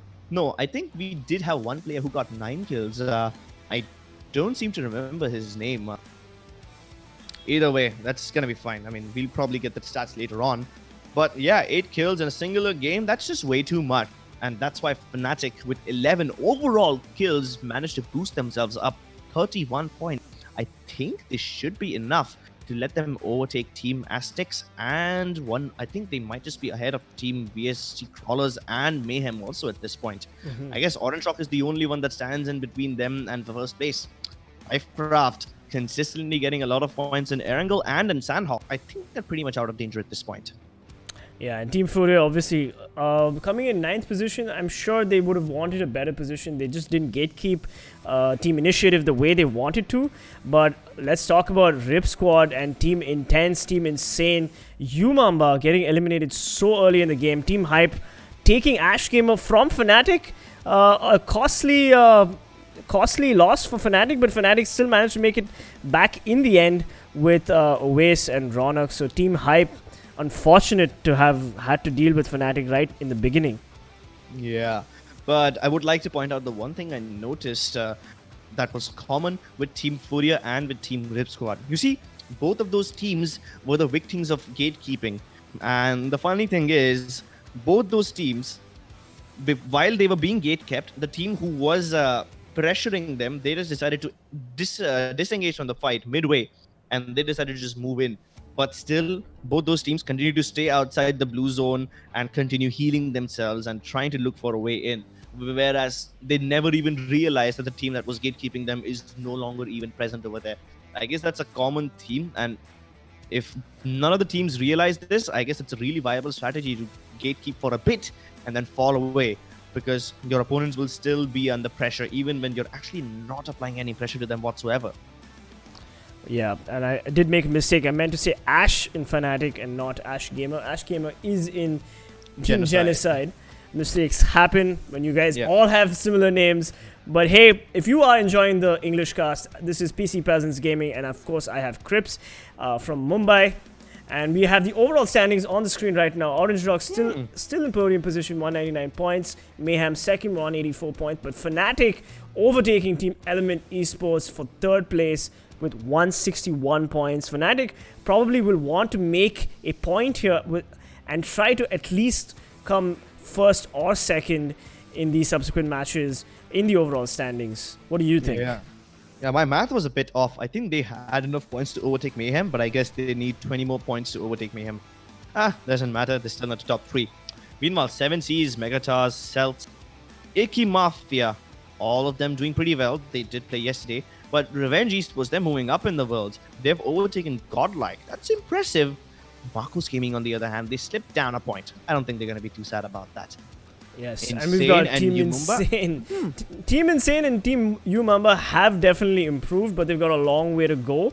And I mean, they don't really have to worry too much, because Initiative and -40 are right now battling for positions 22 and 23, and Team Furia finally out of the danger zone. But hey, Team Furia is gonna definitely want to go up a couple of positions and solidify their position on the standings, because you need to be in the top 24 to make it to the semis. Yeah, and even though Lifecraft have been doing well in both the matches today, they are still on the 27th spot. Oh my god, they still need to keep fighting their way in. Oh, this is risky. They just need like 4 points to get out of the danger, but it is still not enough. They will just barely scrape through. And if they go out in the 1st or 2nd place, then that's even more problematic.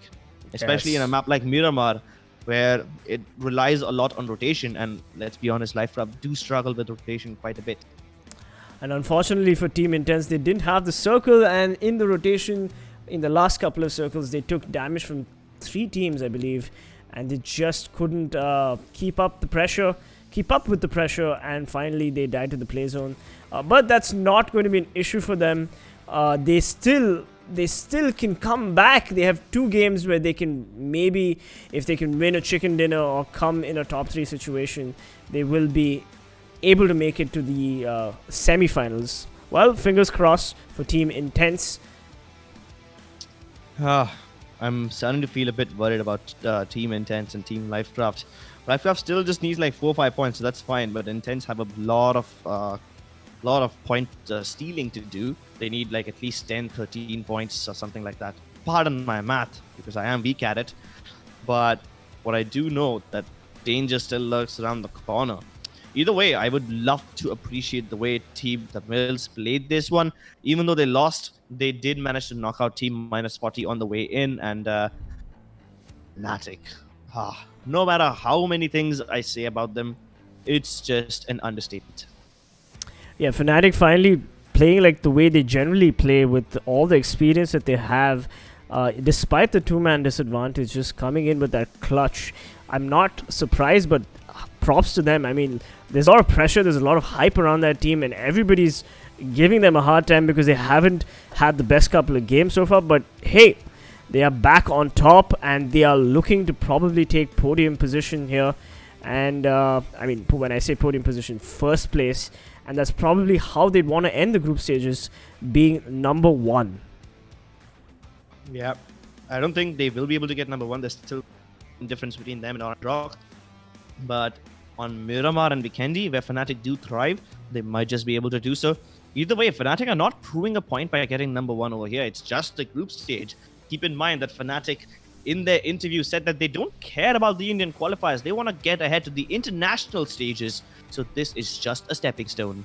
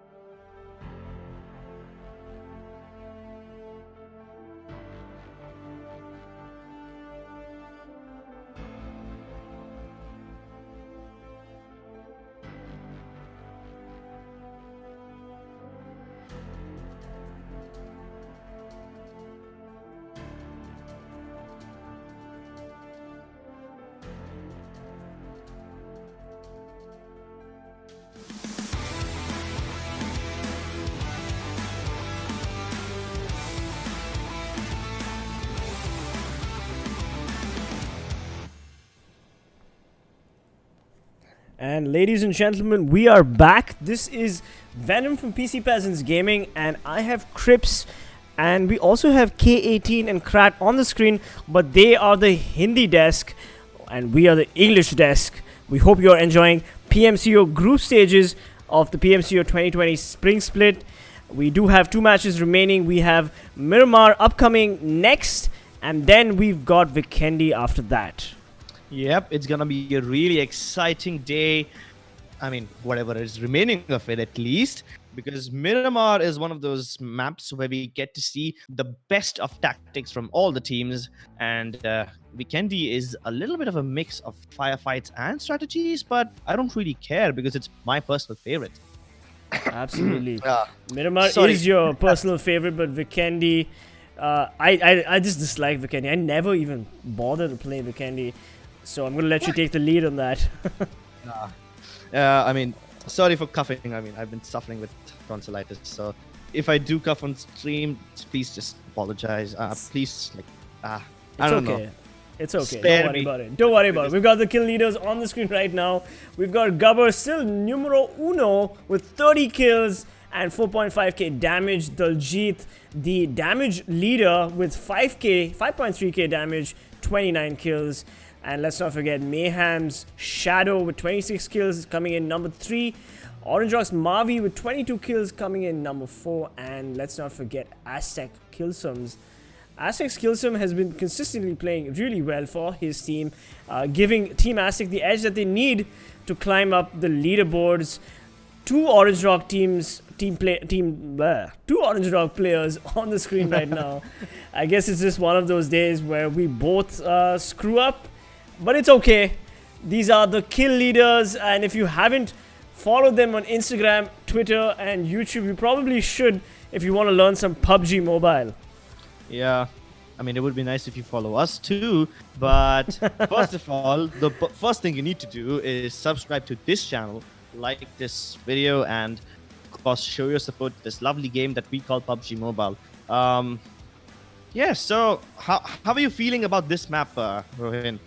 Well, as you said rightly, I mean, Fnatic is a team that definitely plays well in Miramar, and it's going to be their map, hopefully. They're going to want to secure a couple more points, but I mean, you did say that they don't really care about the group stages, so it's all right. But let's look at the screen right now. We've got Fnatic going head-to-head with TeamELVES. Of course, Fnatic at 62 kills, but I do expect them to catch up and even surpass TeamELVES Esports, because they're not that far behind. They've already surpassed Elements in terms of standings and in terms of points, so it's only a matter of time before the kill and the damage stats also add up. Absolutely, but the teams that I'm definitely putting my money on is Team Tamil, who's been killing it off late, and they've been getting a lot of kills. They got 13 kills in the first game, 6 kills in the second game. Hopefully they can keep up the momentum and position themselves safely in the top 24 position. Yep, I'm gonna bet my money on Mumba.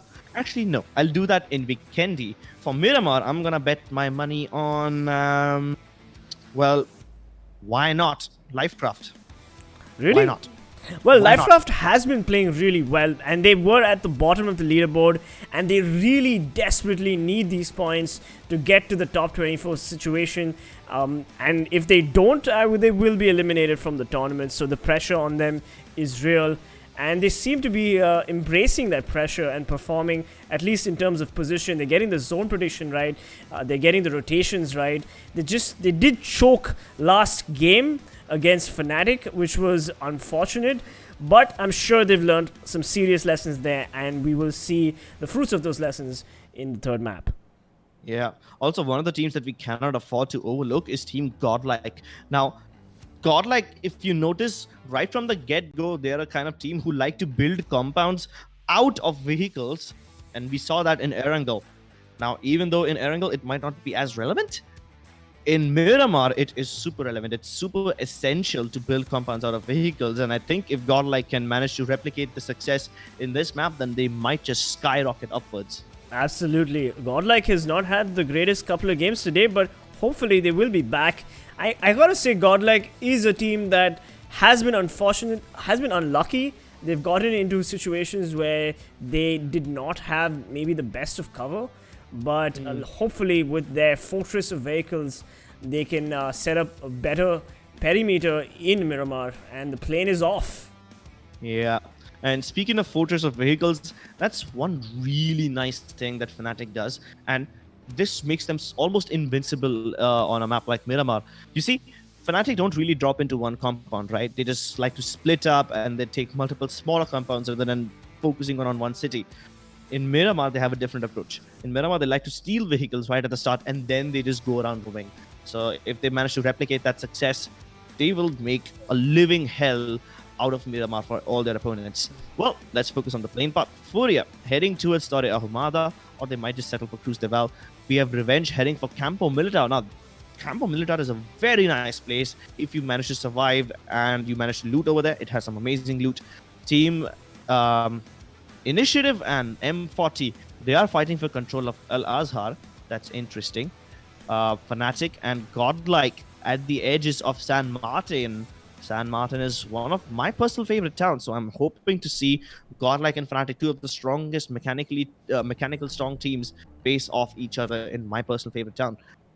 Team Hype also on the background of San Martin. I think they're in Hacendia, so they might just get enough loot for themselves. Yeah, But and let's look at the circle. Yeah, there we go. The Yeah. circle is far west, so we've got, unfortunately, Revenge Esports all the way in Campo Mili, and they'll have to rotate. That's a very long rotation for them, even for M40 and Team Initiative. Team Aztec, of course, don't have to worry about too much. And Intense will probably want to rotate as early as possible because they did not have the greatest rotation in the last map, and I'm sure that lesson that they learned is still in the back of their heads. Look at Team Genocide and Team Tamil perfectly in Monte Nuevo. Hopefully, I know. Is that Montenegro? Oh, yes, yeah. it is Monte Nuevo. Yeah, And even we've got- Ladrilla's close by, so I got confused. oh my god, bad. they've already got a knock on Carry OP.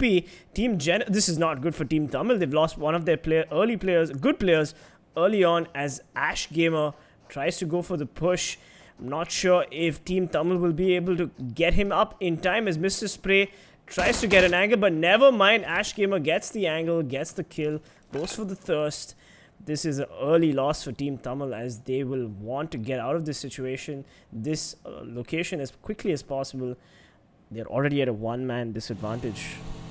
Yeah, Team Power also managed to get into a fight, but they didn't lose any players. That's surprising. I thought they lost one player initially, but never mind. I guess my eyes must be deceiving me. Either way, they're already on the move without a lot of loot. They don't even have any armor or helmets. Kinzu's driving naked at this point, practically. It makes sense. They're going for the rotation player here. They don't want to deal with the circle later on because a Miramar rotation done poorly can obviously cost a lot of points for this team who does want to still stay in the standings. Let me remind the viewers that Team Power is right now between positions 24 and 32 in the standings, and they will want to at least get a couple of points so that they can make their way safely into the semi-finals. Definitely. Fnatic, like expected, stealing all the vehicles, all four players in different vehicles of their own. Now, we did see that they were in San Martin, and I expected them to fight Team Godlike right off the bat, but I guess no. I should have known that Fnatic aren't the ones who fight in cities. They fight wide open like real brave men. Absolutely. And again, another team that I'm quite worried about, FULLPWR. They're going to have to deal with Team 15, Team Intense. Maybe Team Intense can get a couple of kills on FULLPWR, and that should help them climb the rankings. Right now, we've got Zal with decent loot. Hopefully, we'll see Team Intense get into a quick fight. And I don't really expect Team Power to win that fight. I will be surprised if they do come out on top with the fight against Team Intense. Fnatic, though, one of the disadvantages rotating this early or going for the open this early is the fact that you don't have a lot of loot. Now, Paritos does have a good amount of armor, but he's got only one first aid kit. No boosters, no painkillers or meds. I guess they don't need to loot when they know they're gonna be dropping a lot of bodies, so they can just drop the bodies of their opponents. I guess that's one of the privileges of being Fnatic. You know for a fact that you will get a lot of kills. Meanwhile, he's trapped in a bit of an awkward place. Intense all around him. Kinzu very far away. If Poto goes down here, there's no way Kinzu can get there in time. Absolutely. Let's see what Team Power does here. Oh, but Poto gets knocked early on. This is not looking good for Team Full Power. Here we go. Envy and Zadie are definitely going to get that thirst. There we go. Team Intense finally showing what they're made of. They're going to want to take the fight to Full Power. The pride of Kerala feeling pretty good about that early knock and thirst. Hopefully they can keep up the energy till the end of the game and be in a top 5 situation. Now Killsum's alone for Team Aztec. Now, I do remember seeing Team Full Power getting into a fight earlier on. I just did not remember which. Now I know the answer. Team Full Power managed to kill 3 of the members of Team Aztec. And Killsum's all alone. So, yeah. He's going to have to play for position. He's safe in Bandita, at least for now. But there's hardly any vehicles in Bandita. So I hope he can get to the safe zone in time. Meanwhile, Hype has spotted and made contact with Team Godlike in San Martin. But what happened there? Team Hype is at a one-man disadvantage. It looks like one of their players did not manage to connect. Do we have a rage quitter in Team Hype? I hope not. I mean, they desperately need the points. They are in danger. And if their teammate abandons them, or if some technical issue happens and he can't join the game at this point, this is a bad situation. How on earth is Exist still alive? He should have died a long time ago. He somehow managed to make it to the safety ditch. Hype has got to be really sad about that. They had an advantage, but now Exist should be able to stay alive, and now his teammates are aware about the fact that Team Hype is on top of this hill. Smokey and Gale already going around the corners of San Martin, trying to get another flank rolling. Yeah, but we've got Team Godlike who know exactly where Team Hype is, and Exist popping a smoke and getting into better cover. Team Godlike pretty much still in the safe area. Yep. At San Martin, your favorite town. And why is San Martin your favorite town? Because I usually drop Hacendia. I mean, I play solos a lot. I don't have a lot of friends. I don't play squads. I drop Hacendia. And then after I'm done looting Hacendia, if there's no airdrop, I usually go to San Martin because it's close. You know that's what? Why it's my favorite town. You know what, Crips? After the stream, why don't you hop onto my stream and we'll play some sub games. And yeah, sure. And I'll give you a couple of slots. By the way, which phone do you play on? I have a really... I'm not going to name it. I'm actually embarrassed. I'm not going to name any phones over here. Never mind. Never mind. That. We've got a circle on the screen right now as all these teams are slowly rotating. Lifecraft need to rotate as they're all the way in Puerto, and Revenge Esports also making their way from Millie, I believe, all the way into the circle. Furia also coming in from the north. Let's look at the teams that are already in the circle. We've got Team Tamil in Chumasera and Fnatic, of course, not too far away. Umamba finally playing the circle because they generally haven't had the greatest rotations, but I guess lessons have been learned. Definitely. Somehow, Team Tamil, even though they're so close to Fnatic, they haven't engaged in battle yet. Now, keep in mind that Genocide and Fnatic do have a little bit of history. They engaged in battle in Erangel as well. But do they remember that? Critic was the one who third-partied upon Fnatic and knocked them out in Erangel. Do they engage in battle once again? A beautiful MK14 up for grabs. A decent DMR. Not just decent, it's the best DMR. And Miramar requires DMRs. Absolutely. This is a game. This is a map where you do need a DMR, a sniper rifle, a bolt action, whatever you're used to for those long distance fights. But also don't forget your trusty AK-47 or M4 because it always helps when you're pushing in. In the meanwhile, we've got Team Intense getting a knock on M40 and the thirst on Rival. M40 Nexus OP gets sprayed and he explodes. Envy with the explosion on Nexus OP. Not good for Team M40, losing one of their best players and it looks like M40 is now going to want to retreat as Team Intense feeling pretty good about themselves, getting 2 good players right early on in the rotation phase, and hopefully trying to get the rest of them. Let's see what Team Intense has in store for M40. Nope, never mind. It looks like they're just going to bag those 2 kills and drive away. This is the classic drive-by from Team Intense.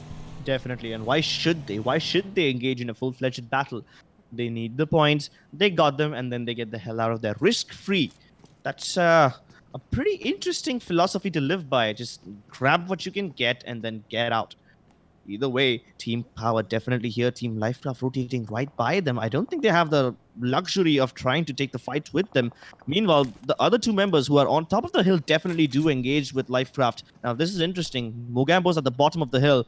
Lifecraft will be looking upwards and trying to get an angle onto Team Full Power, but they will never be aware about Mogambo on the bottom.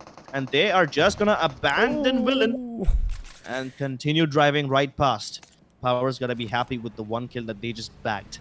Absolutely. Power is already at a 1-man disadvantage, but doing a little bit of damage to Lifecraft is definitely in their favor, because they do not want that team to rank up in the standings, and Lifecraft is going to want to take that loss pretty seriously and maybe rotate as quickly as they can into the safe zone so that they don't have to deal with these rotation losses. Now, speaking of rotations, we have the circle on screen once again. You see, surprisingly, a lot of teams are safe, like away from each other. The only teams that are fighting are Insane, Fnatic, and maybe M40 might just walk into the mix right now. Plenty of area available for teams to grab onto, but as the circle shrinks, then we might just see teams being forced to rotate once again. Godlike about to make contact with Team Insane. Exist firing a couple of shots here and there, and he sees Legend driving by. He gets 1 shot off him on Naruto, as Team Insane and Godlike will take pot shots at each other. This is going to be a very slow fight for both these teams. They're not going to want to push each other unless maybe they can get 2 knocks, in which case they will push. Yeah, I don't think they will need to push at all, because if you look at the circle, both these teams are in the circle. They can just stay here, coexist peacefully, and hope that some other teams walk into their trap and they can just combine their forces and dish out punishment upon everyone else who's entering the circle. Sure, and speaking of the circle has moved up a little bit north of Chumasera, so Team Tamilas is going to want to be rotating into the circle as well as Team Fnatic, but oh no, this is not boding well for M40 as Team Fnatic creeps up slowly and deadly behind them. Rip Squad meanwhile spotted a Revenge Esports Razor getting a couple of shots in, getting a knock and destroying their vehicles, but oh my god, Carnage gets a knock on Ronak, but Paritos gets knocked as well as Ruthless also gets knocked. Team -40 does a little bit of damage, I mean a lot of damage to Fnatic, but all 4 Fnatic players will be rezzed. Team M40 eliminated from Miramar. Umamba meanwhile doing some damage to Ash Gamer. Bhishma, a player that is mechanically gifted. Destro manages to go around the hill and he manages to get the flank, knocks down Noob as well, and Goldblade has a clear line of sight onto him. He spotted out Critic as well. Critic might just be able to get there in time in order to revive Noob, but Ash Gamer, he's still trapped, and very soon Kiki's gonna have an angle onto Ash Gamer, so that's gonna be interesting. And now he's made contact. Bhishma rotating from the bottom.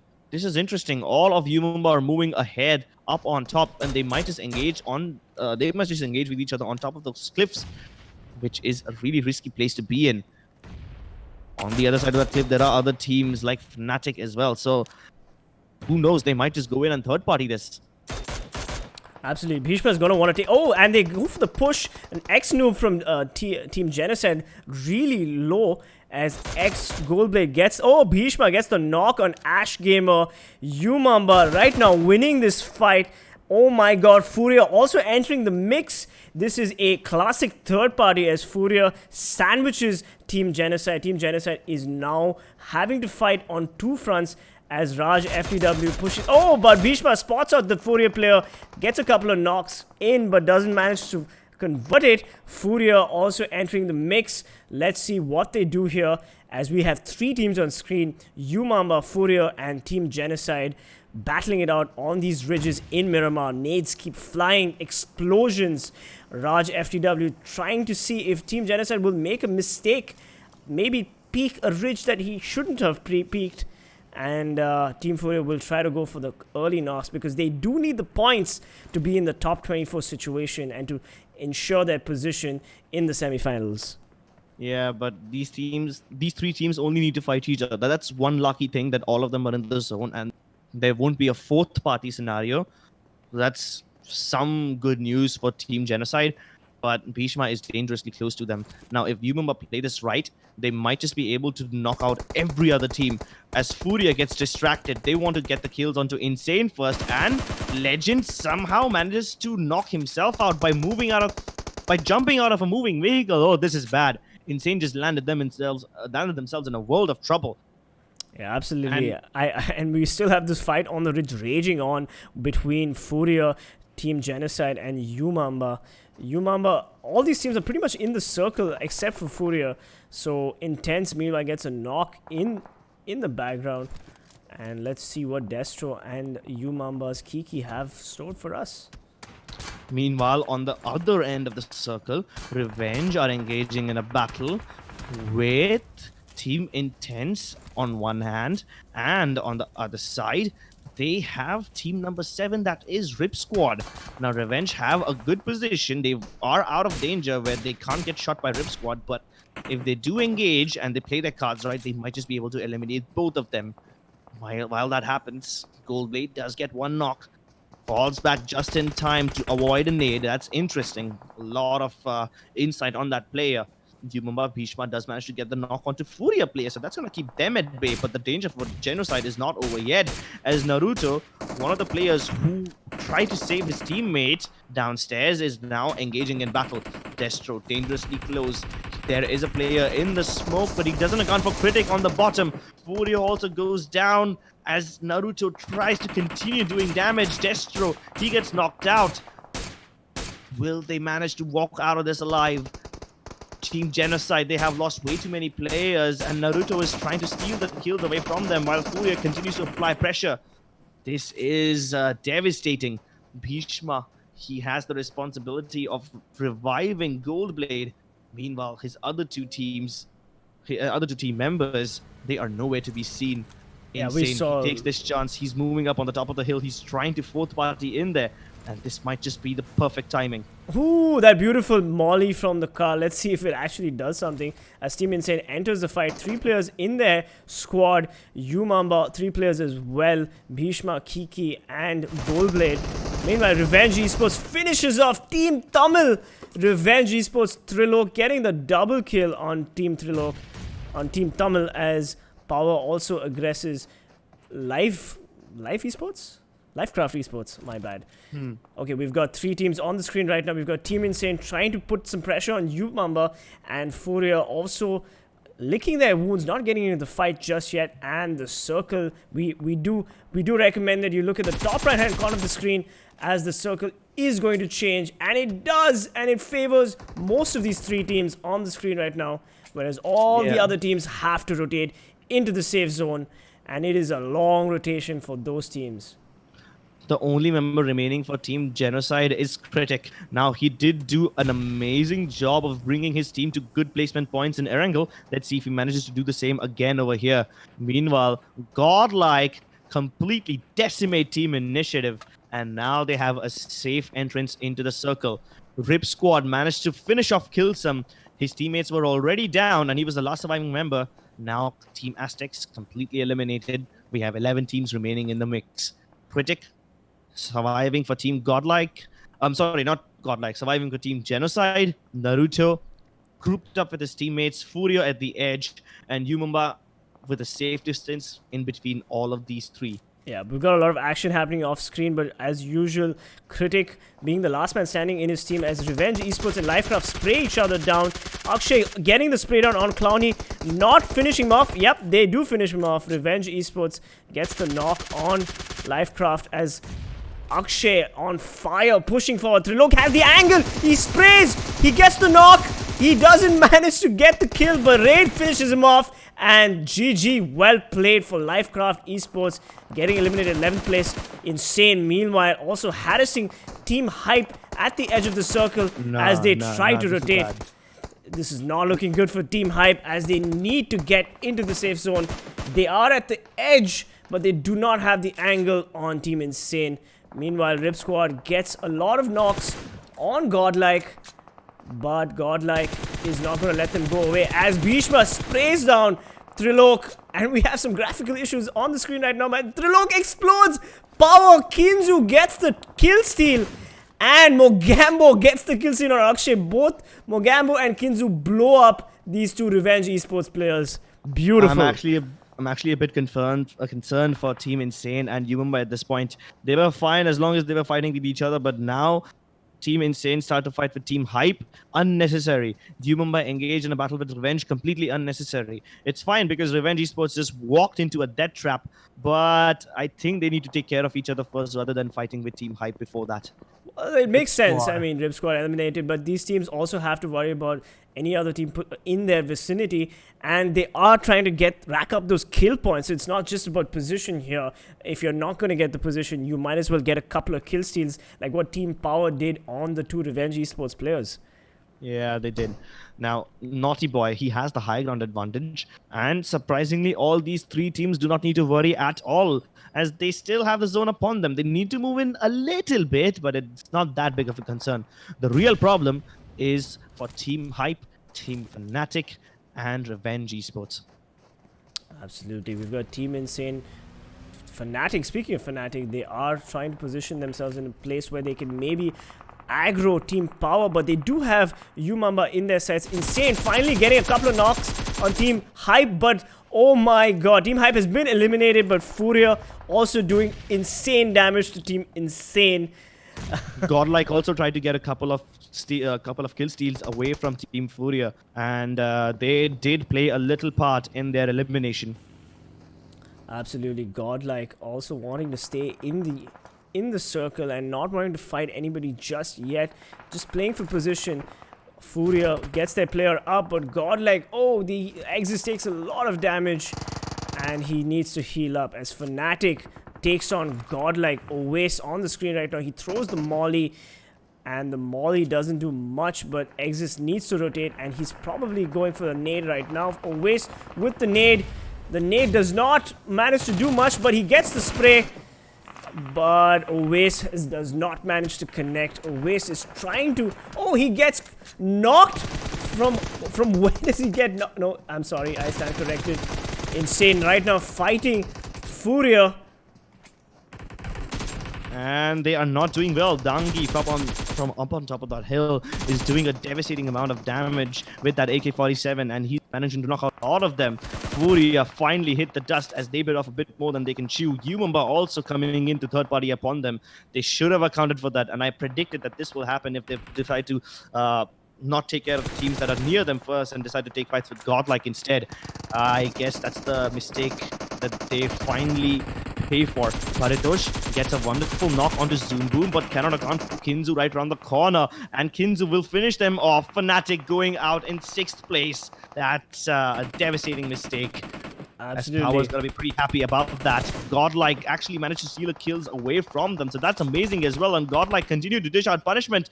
FULLPWR also eliminated. How on earth is Godlike getting so many points away from their opponents? They're on 14 kills already. Godlike's on fire. Performance indeed. Yeah, absolutely. They're just going for those knocks. They're going for those thirsts, and they're just racking up those points again and again. Now we've got Critic in the middle of the circle. As usual, the sneakiest player of today. We already saw him eliminate Umamba and Fnatic in the first match of Erangel today. Let's hope the Critic can maybe give us a repeat performance of his sneaky beaky gameplay. But never mind, let's look at Godlike Smoky OP right now at the drop. This is definitely going to give Godlike the advantage, hoping, and they're going to hope that they want to win this perfect map of Miramar. And if they do get first place, then they're definitely going to be jumping up in the standings. Yeah, it's not just the drop that gives them an advantage. Look at the circle.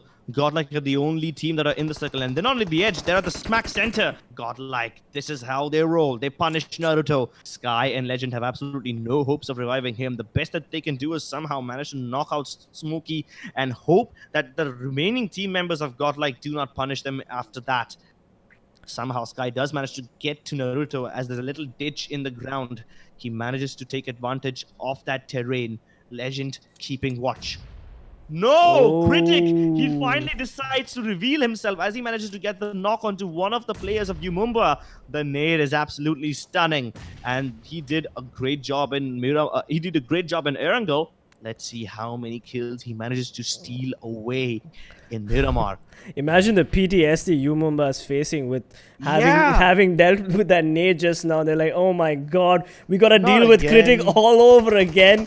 As Insane goes for the risky push and Exist finishes them off. And Critic gets the knock on Insane. Critic is just harassing everybody he can. But Umumba also getting a knock on Insane. Team Insane in a bad position.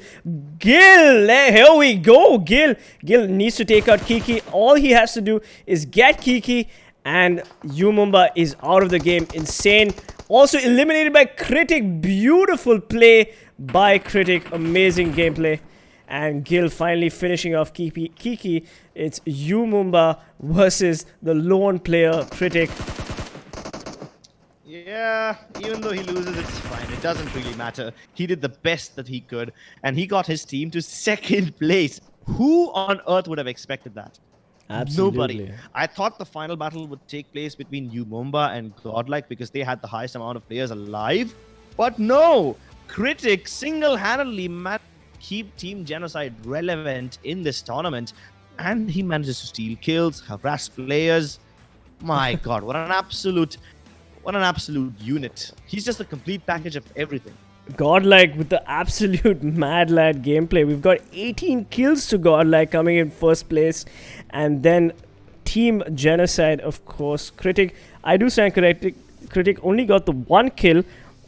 Team Genocide getting 2 kills, coming in second. And Umumba, I know I've been butchering their names, coming in third place with 7 kills. Team Insane coming in fourth place, and MVP goes to Exist with 8 kills, 848 damage. Kudos to him.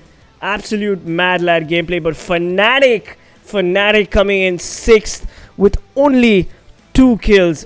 Quite a disappointing performance from Fnatic. Yeah, but I thought Fnatic would do much better. They had positioned themselves centrally. They decided to take fights also at almost the perfect time, so they didn't do anything wrong, but it was just Godlike's day, and they were playing out of their minds. I don't think I've seen Godlike perform this well anytime before, and I'm not just talking about PMCO. Absolutely, this was Godlike's peak game there, and here we've got the top 5 players on the screen right now. Godlike, Team Power, and then Umumba. Exist with 8 kills, but Gil, look at the amount of damage he dished out. 1,200, 7 kills. Amazing gameplay by Team Godlike for sure. And then we have Zoom Boom with 4 kills and Kinzu with 4 kills. Of course, Kinzu getting the Fnatic kills the Revenge Esports kills, those explosions. 702 damage to Zoom Boom and 460 damage to Kinzu. And of course, let's not forget Goldblade. Great gameplay by Umumba. They did have a lot of things to worry about, but eventually, they're going to be pretty happy about the 3rd place position for sure. Yeah, definitely. And at one point, I spoke negatively about both Team Insane and Umumba because they started getting into unnecessary fights with others instead of taking care of each other first. But I guess Umumba managed to pull it off. And even though Insane knocked out Team Hype before they finally went out, it did not really give them any credit because Godlike stole the kills away from them. And there we go. We've got Godlike 38 points. Amazing performance from them. UMEXRXN in second with 17 points. FULLPWR third with 16 points, which is something that they definitely needed. And Fnatic all the way at the 7th position with 8 points. Revenge Esports, not the greatest performance from them. I mean, of course, 6 kills is great. 10 points, but they could have hopefully, I mean, that rotation cost them quite a bit. Lifecraft, on the other hand, along with Team Furia, not the best performances. Lifecraft did manage to get plenty of kills, especially onto the one team that they focused on, but all of that went down the drain as they were caught in a very awkward place with Team Power surrounding them on all sides. Meanwhile, Rip Squad, Hype, Aztecs, and everyone else below that, Initiative, Tamilas, -40, they continue to disappoint. Actually, I'm surprised. Tamilas and -40 had an amazing game in Sanhok and in Erangel. In Miramar, though, they just dropped right off the cliff. Yeah, absolutely. -40 just got caught out early game, and then, you know, it sometimes the map just doesn't favor you, and shit happens. And I just gotta chalk it up to that. So yeah, let's. This is not looking good for obviously Lifecraft Esports, because they really needed the points to make it to the top 24 standings, and if they don't perform, even if they do perform pretty well, they won't make it. I mean, they need to get at least 30 points to probably reach 24th position.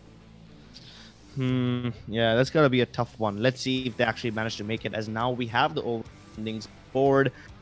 Fnatic managed to keep themselves afloat at 3rd place with 169 points. Elements and Aztecs trailing them close behind. AIMGAMING are in the top 10, so that's great. And so is 7Cs. Revenge Esports, they did manage to make themselves a little bit more comfortable by getting just a few points in Miramar, and they climb up a few spots. UMEXRXN and Insane also managed to climb up a few spots, which is great. But FULLPWR is out of danger, and so is Team Furia. They managed to scrape through to the 24th place. I guess that's not gonna be enough, as we still have teams who can overthrow them. Absolutely. Team -40, they were safe up until Sanhok, but now they've dropped off. And Lifecraft, they were in 27th place, now they're in 28th. This is bad. They need to show up in Vikendi. Yeah, absolutely. They're going to need at least a chicken dinner and a decent amount of kills for them to jump into the safe zone, which is the standings.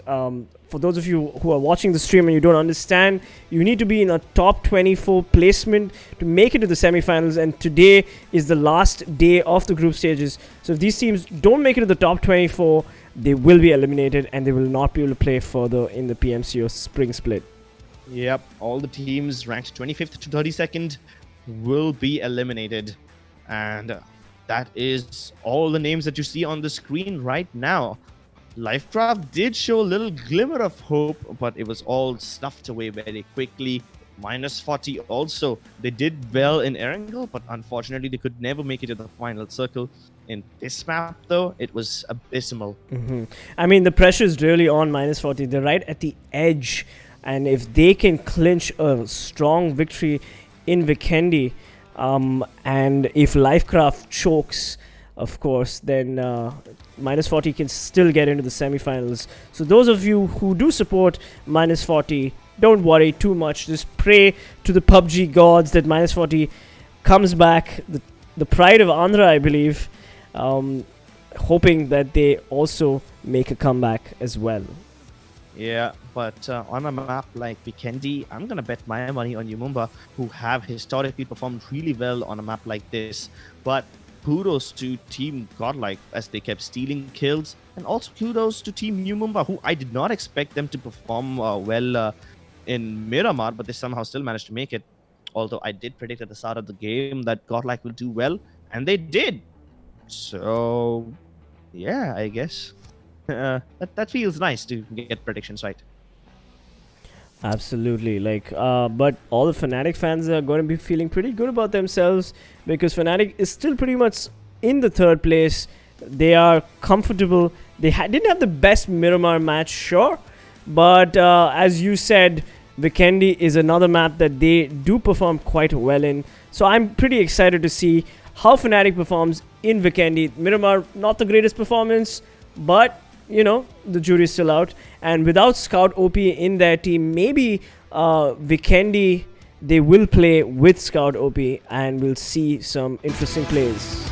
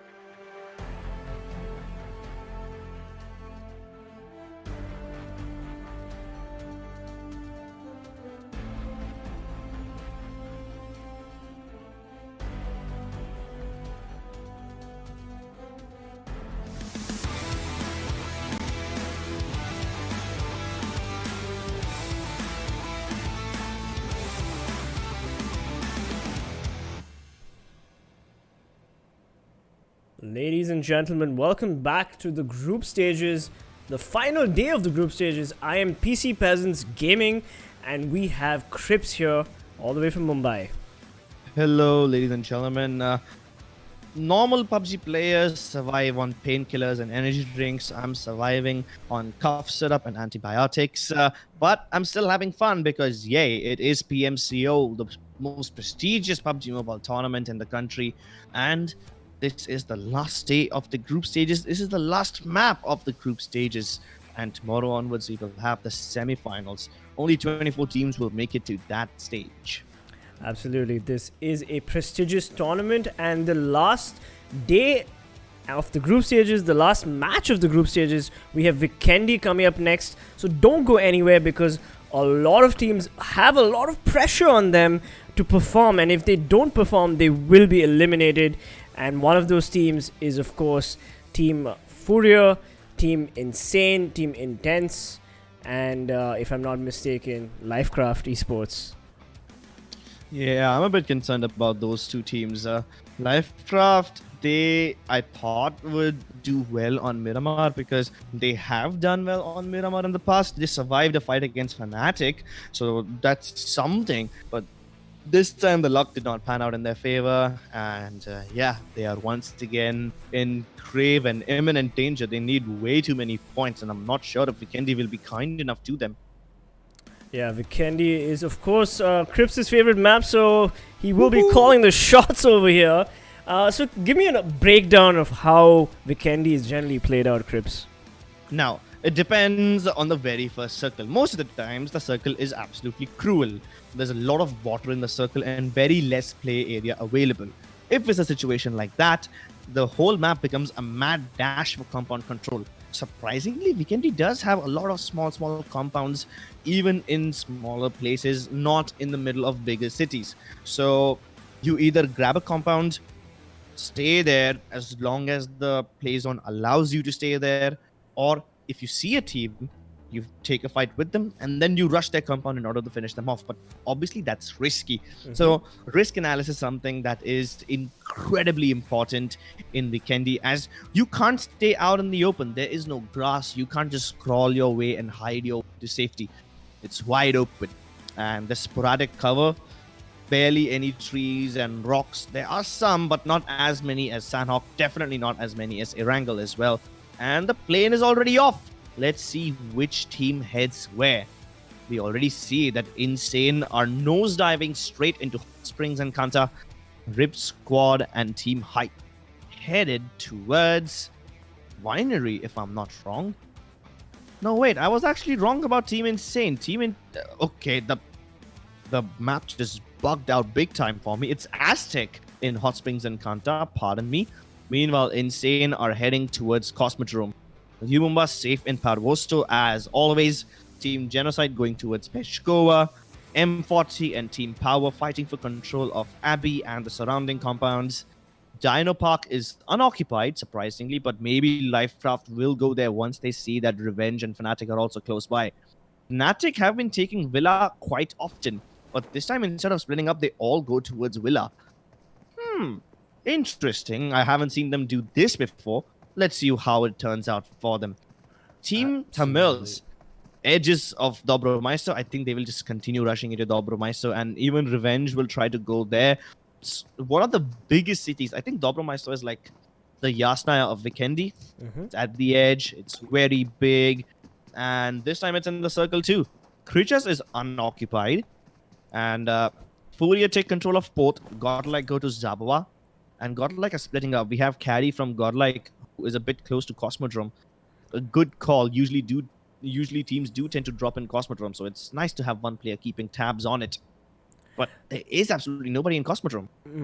So we've got Team Umumba in 22nd place, Team FULLPWR in 23rd place, Team Initiative in 24th, Team Genocide in 25th, Team -40 in 26th place, Team Intense in 27th place, Rip Squad in 28th place, FULLPWR in 29th place, Team Hype in 30th place, and Lifecraft Esports all the way in the 32nd place. So as you can see, all these teams are going to be definitely fighting for that elimination, getting into the safe of the top 24 situation. None of these teams, even UMAMA, needs to, of course, worry if FULLPWR has a better game than they do. If any of these teams get eliminated early on in an early game fight, it will spell doom for them and they will be out of the tournament. How many teams did you name over there? So that's 1, 2, 3, 4, 5, 6, 7, 8, 9, 10 teams. 10 teams? Yep. In a game of 16 teams, 10 of them are on the risk of getting eliminated? Ha! That's crazy. That's way too much danger for one map. There's Absolutely. way too much at stake over here. I'm assuming UMAMA will do well because they've performed on Vikendi time and time again, and Bhishma usually does go insane, but I thought UMAMA were well and clear out of danger. Well, clearly they're not, because they will have to worry about the standings eventually. And yeah, here we go, ladies and gentlemen. We've got Rip Squad and Team M40 in close quarter situation with them. Rip Squad gets a knock on M40, and this does not look good for Team M40. That is an early loss, just as I was saying.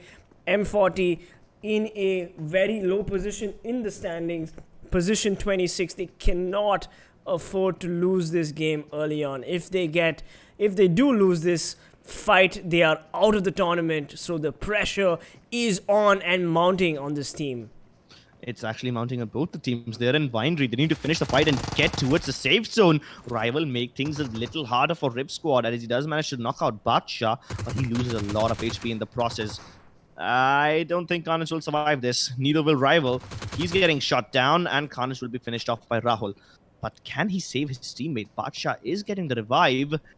Surprisingly, Rival isn't anywhere close to... Okay, yeah, he's back. Oh, thank God then. He has a shotgun, and up close and personal, he might just be able to knock them out if he manages to land the shot well enough. But Karan pre-fires with the micro Uzi. Once again, knocks Rival out of the game, and Karan thirsts him down. 2 players out for M40 already, and they're taking early losses. This is not looking good. Yeah, it doesn't look good for M40 as they've taken these early losses. As I said before, Team M40 is in position 26 on the overall standings, and they cannot afford this loss so early in the game. Yeah, but Rip Squad still have a bunch of cars in and around Vikendi left for them. Meanwhile, M40 do not. M40 are going to have to find another car down the road somewhere in order to get to the safe zone, because they are at the absolute bottom. They are at Winery, and it's a long rotation up into the circle. Luckily, Vikendi isn't that big of a map, but it's still dangerous. Hey man, but they still have Nexus OP pretty much in their team, and he is a gifted player, so M40 can still come back if the gods favor them. Back to you, Crips, on the circle. Yeah, on the circle, surprisingly, a lot of teams are still outside it. Revenge in the circle, but they're splitting up. Good enough approach, but maybe it's a bit too risky. Let's see how much it pays off for them. Lifecraft on the edges, good enough for them. Intense making their way in from Mawatra. M40 has managed to walk all the way towards the circle, but Nexus OP is far away from him. So if these two guys don't play together, this is pretty much game over for them right here and now. Absolutely. We've got Fnatic, Paritosh taking Scout OP's position. I'm not sure why, what Fnatic has in their sleeves, but I do trust their coach Aurum, who is a man that I do admire for his skill and sense of humor. He's a very chill guy, Yeah, I mean, I had the privilege of meeting the Fnatic players in their boot camp, and I think they have like designated players for designated maps. I mean, in a map like Vikendi, I think they could have used Scout, but who am I to comment? Autumn knows better about this. Raven just drove past Team Initiative. Yeah, I forgot the name for a second. That was Team Tamil just driving by, but nothing. I mean, nothing really happened to them. But hey, coming back to that Fnatic bootcamp, didn't you make a video on it? Yes, we did. You can check it out on the channel of AFE Gaming. It's a pretty small, cozy, but really lovely boot camp, and it's only temporary, so there will be one more boot camp, and we will be covering that one too. Wow! I can't wait. Which team is this? Or are you still under a NDA? Okay. I mean, and Non-disclosure. the video is up on YouTube already, and The, s- Fnatic. the second team. There was Fnatic and Also, okay. Fnatic, yes. Same. Fnatic's other bootcamp. Oh wow, they have two. key Never mind. bootcamp. Always finishing off Bhishma as quickly as possible. UMAMA, another team in position number 22, don't want to take this fight. They're like, never mind. Nope, this is Fnatic. They just nope the way out of that. They will not want to deal with this. As always, keeping the pressure on them with the M24. I'm gonna take my words back. I said that at the start of the match, UMEXRXN will have a good time because they've done well on Vikendi. But keep in mind that one of the reasons why UMEXRXN has always performed on Vikendi was Bhishma. He's the star player of the team. He used to be an Insidious before, and he's represented the country internationally as well. But if the star carry of UMEXRXN is out of the game, yeah, that poses a big problem for them. Absolutely. UMAMA does not want to take this fight, and they shouldn't. It doesn't make sense. They should just cut their losses while they can and maybe rotate to a zone further away. But Oasis does have an angle on these players, and he is going to harass them. Meanwhile, we have a Graza in the airdrop. That's correct pronunciation, by the way. That's how the Russians pronounce it. It's Graza. Graza. Wacky Jackie pronounces it as Graza, and most of the Indians call it Groza. Yeah. Some Britishers Groza with a little growing the plants while a grow in it. Either way, no matter how you pronounce it, it's still It's so funny. It's so funny. Just as you said, Wacky Jackie, my phone pinged the notification that he just uploaded a new video. So so we're both Wacky Jackie fans right here. Yeah, nice. I'll check out that video soon. I'm assuming it's about PUBG PC, which is a whole different beast. Yes, it The way- is. We've got Godlike. Yeah, Yeah. what an amazing performance from Godlike in the last map. So many kills and that chicken dinner. They're going to be feeling pretty strong and confident. Of course, Tamil Gaming in the vicinity, also a team that started off quite well, but Tamil Gaming is dangerously close to another team. Team Hype now fighting Team Genocide as Mahesh gets the knock on Team Genocide's DD. Eska also gets a knock on Team Genocide's DD. Team Hype is on fire, but Sonic unfortunately gets caught out in the open by Critic 07. This is a bit problematic. Hype are all focusing on one house. Meanwhile, Genocide have gotten the time to take care of themselves, heal up, and re-engage in a battle later on. They've already knocked out one of the players of Hype. I think Genocide also lost one of their players. So this 3v3 fight, the longer it drags on, Genocide probably don't care, but it's problematic for Hype because they desperately need to survive this and get better placement points. I think Genocide is safe in the standings, are they? Genocide is not that safe in the standings. They are at 25th position, so they definitely need to win this fight. The pressure is on, and it makes sense for Team Hype, who are pretty much out of the standings at this point, to just harass Genocide and make them also lose their standings. So let's see. I mean, if they're going down, then why not just might as well take everybody with you and the ship. Yeah. It's like being the captain of Titanic and not allowing anyone to get on the lifeboats. Yeah, except that didn't happen.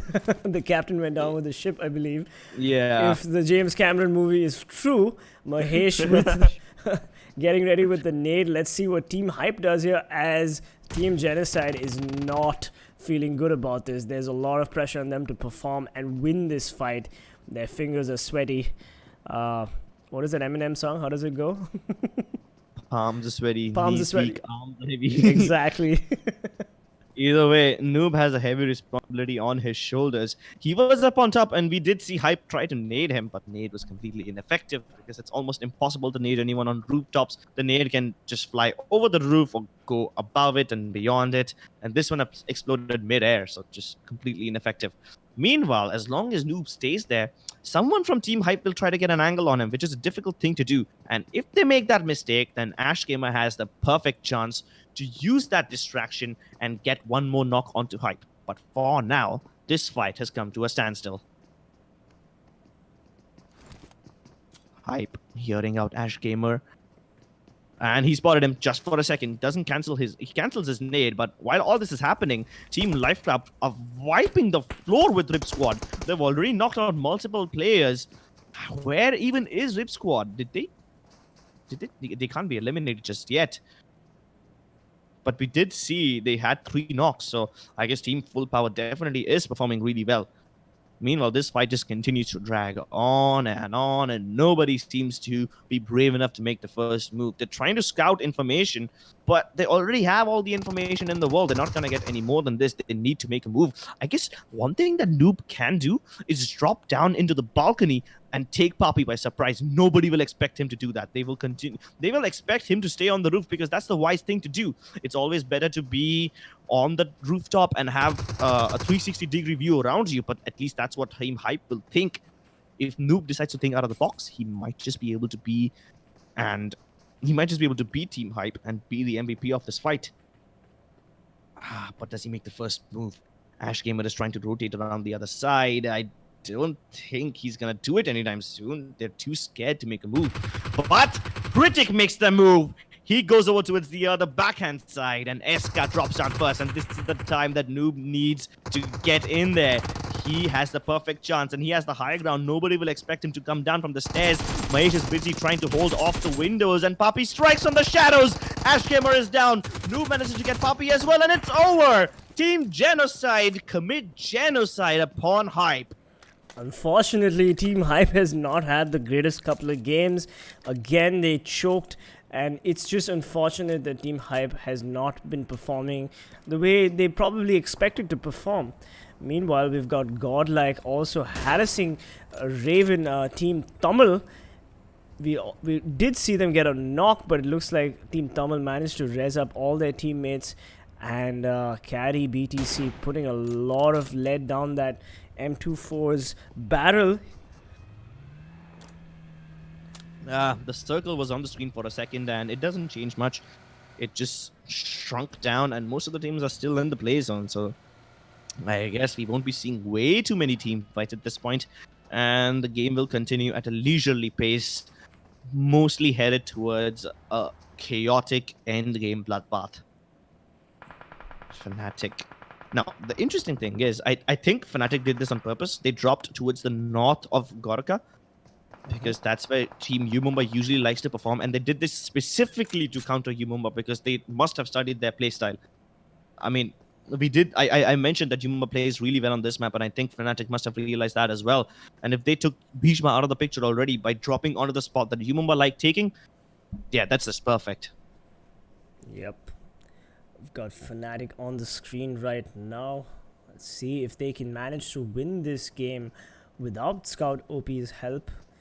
I do wonder why they haven't used that player, but Striker from Team Tamil tries to get the headshot on Ash. Oh, he fires but doesn't connect. No, the bullet actually hit the rock he was right behind. And that's a problem of TPP. You think that you have the aim onto a faraway target, but you end up hitting the wall you're standing next to.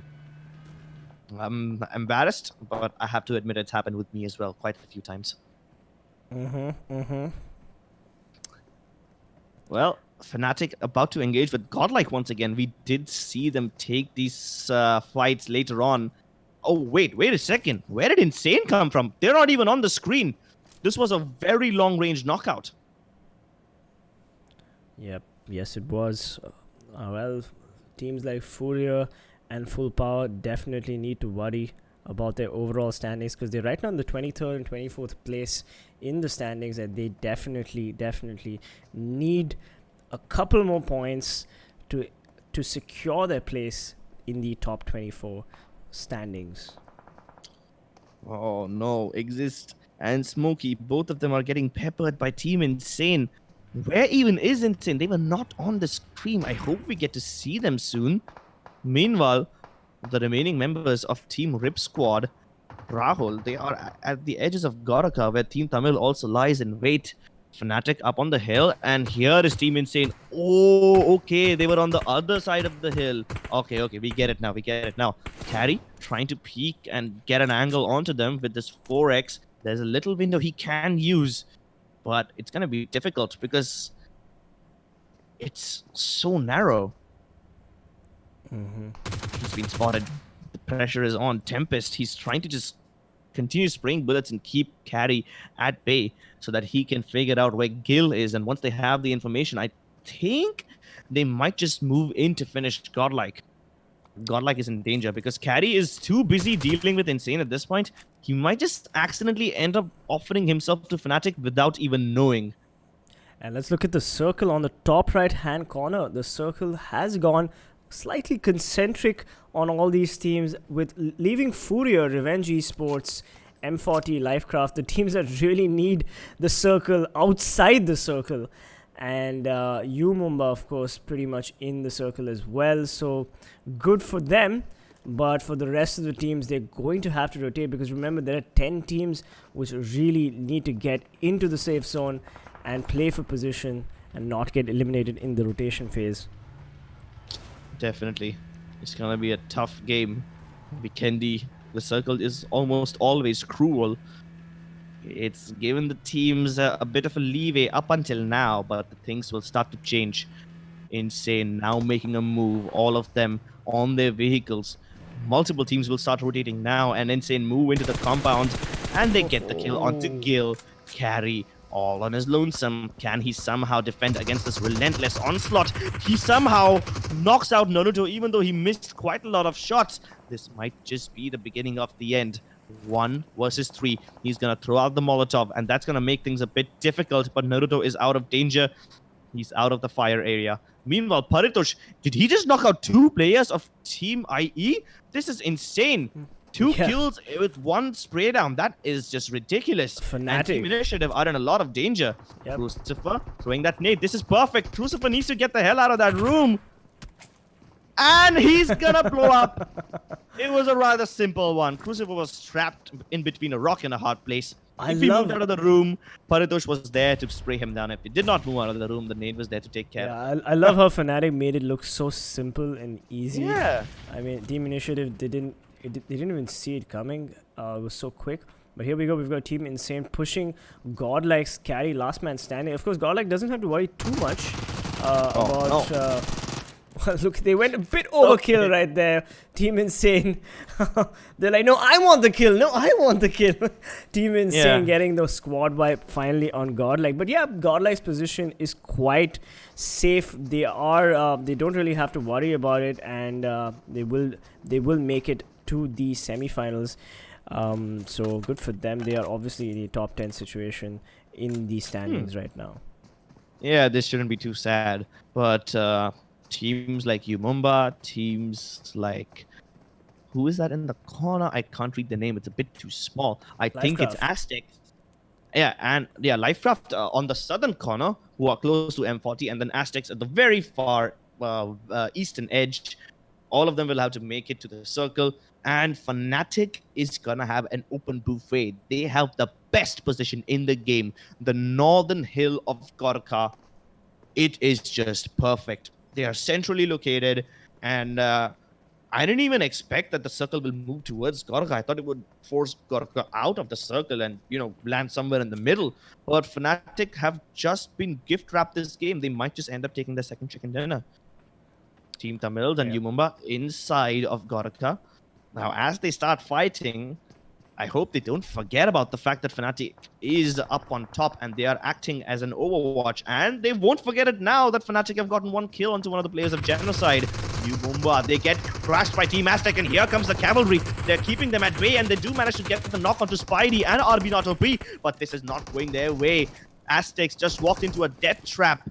And while UMUMBA are busy fighting them off, Satan has managed to take a position towards the other side of this house. He might just be able to survive, but there's no way he's reviving his teammates. Even Raven, Team Tamilas are really close to them. This might just turn into an absolute death trap. Raven need to hold on patiently and wait for the fight between UMUMBA and Team Aztecs to come to a climax when they can finally take their time to go for the third party. And while that's happening, Waze has the high ground onto Critic. He's hiding in the smoke, but the nade might just finish him off. There are way too many fights happening at this point as even Power enters the far side of Gorkha. Now, Power should be safe, at least for now.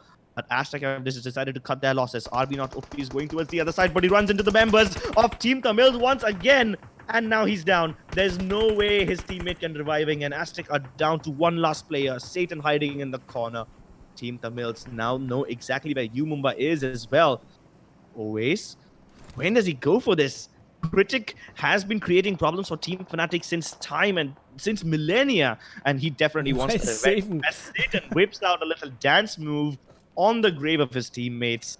There we go. Team Intense unfortunately eliminated. They could have really played better, but it looks like they will be relegated out of the tournament. And always finishing off Critic as well. Fnatic just playing as gatekeepers of the safe zone, not allowing any team to enter. Always, of course, the mechanically gifted Fnatic player just knows how to dish out that damage. Meanwhile, we've got Mogambo and Team Power in the screen right now, trying to get an angle on Lifecraft. Remember, Lifecraft is also on the 28th position overall standings, and they could really get a couple more points to get to the 24th position. But anyway, we look at the map right now. We have so many players. We've got Kinzu getting one or two hits on the Lifecraft players. But I'm not really sure what they're trying to do here as they put the pressure, the suppressive fire on Lifecraft. Oh, he gets hit. Kinzu with the aim, that M4 single fire ACOG tapping. It's quite difficult to do on the mobile phone. Yeah, but Lifecraft deploy a wall of smokes so that they can move in towards the safe zone. And guess what? While they are safe from Team Power, Rip Squad is there to welcome Team Lifecraft with open arms. Insane might just have the safest position at this point as they are towards the far northern side of the circle. And while I say that, Insane start getting the knocks onto Team Furia. Oh, they are not backing out of this fight. They blow up their cars, they blow up their cover, and they've got plenty of knocks onto the members of Team Furia. Dangi OP down already. Yeah, and we've got a very small circle also. We've got 11 teams in. We've got so many teams fighting against each other. But let's look at the points. We've got Lifecraft Esports right now topping the scoreboard with 7 points, closely followed by Fnatic with 6 points. So Lifecraft kind of know what they're doing here. They're trying to rack up those points and hopefully win that chicken dinner. Insane putting the pressure on Team Furia. Insane doesn't want Furia to leave that position because they have them pinned down. Tempest going for the push with his Owl or Falcon, whatever it is that's on his shoulder. Anyway, Revenge Esports knock out. Lifecraft getting a knock as well. Insane playing it very close, but Furia not able to keep the pressure as they get knocked left, right, and center, and that is it. Team Furia has been eliminated. A team that was in the in the 23rd position on the overall standings. Let's see if their points really help them. Hold up. Lifecraft is pushing upon Insane, and Insane have just finished this fight with Furia. They still haven't recovered yet. Lifecraft get the timing right. They might just do it, but they haven't done it. Insane have fully recovered now. They managed to heal themselves. The nades come flying in. This is it. If Lifecraft managed to eliminate Team Insane, they might just have secured enough points to move into the semi-finals. But Big Chill, he opens himself up and leaves himself to a very vulnerable position. Lifecraft, they are taking a lot of knocks. They do manage to blow up Naruto with those nades, but this is just way too risky. Tempest has enough time to heal up. The nades are still continuing to flying in as he gets a double knock with one single nade. Oh, this is a double Kobe. This is brilliant. Lifecraft, they thought they would have been able to third party upon Team Insane and Furia, but now they are paying the price for coming in late. Satan, one last member of Team Aztec who whipped out a dance, finally will go down in a blaze of glory. Team Insane is going to ensure that Lifecraft does not exit this fight without some kills, Oh, but never mind. Tamil Gaming getting into the fight, knocking down Legend. What a crossfire right there. And Tempest is also in a very similar situation. He could also get peeked by the Tamil Gaming players. Insane trying to get the angle on Lifecraft, but also getting third party. Meanwhile, Team Power's Kinzu getting knocks on Mumba and vice versa as these two teams trade each other, Mumba and Power. And what a beautiful spray down. Power Gaming, full power, going all at it. Mumba is not able to keep up the pressure. Let's see what Mumba does as they have only the one player remaining. Zoom Boom from Team Full Power managed to get a double knock with his micro Uzi. It is devastating in these urban combat situations. While that's happening, Raven, Team Tamils have sight of Team Insane, and they might just see them rotate alongside the cliffs. They do manage to connect a couple of shots, but no knocks in just yet. Lifecraft has to be really happy that Team Insane are backing away, but the danger is not over for them as Striker gets a kill onto Noob, and he should be able to finish him off as well. Unfortunately for Noob, he was caught out in the open as he tried to get into that Dacia, but that blue zone is going to come in and it will be lethal. This is not looking good for Lifecraft as they need to rotate quickly into the circle. There's so many teams outside the circle. Rip Squad finally eliminated. Unfortunately for them, Lifecraft got the better of them, but -40 also getting eliminated, unfortunately, to the play zone. It is up to Tamil Gaming. Tamil Gaming, oh my god, Tamil Gaming eliminating Lifecraft. Meanwhile, the play zone, the MVP of the game, eliminating UMEXRXN. We've got 4 teams remaining. Take it away, Crips. 4 teams eliminated in less than 40 seconds. This is just brutal. This is PUBG at its finest. Insane somehow have a great position, and Fnatic might just take the bait as they continue dishing fire upon Team Tamils.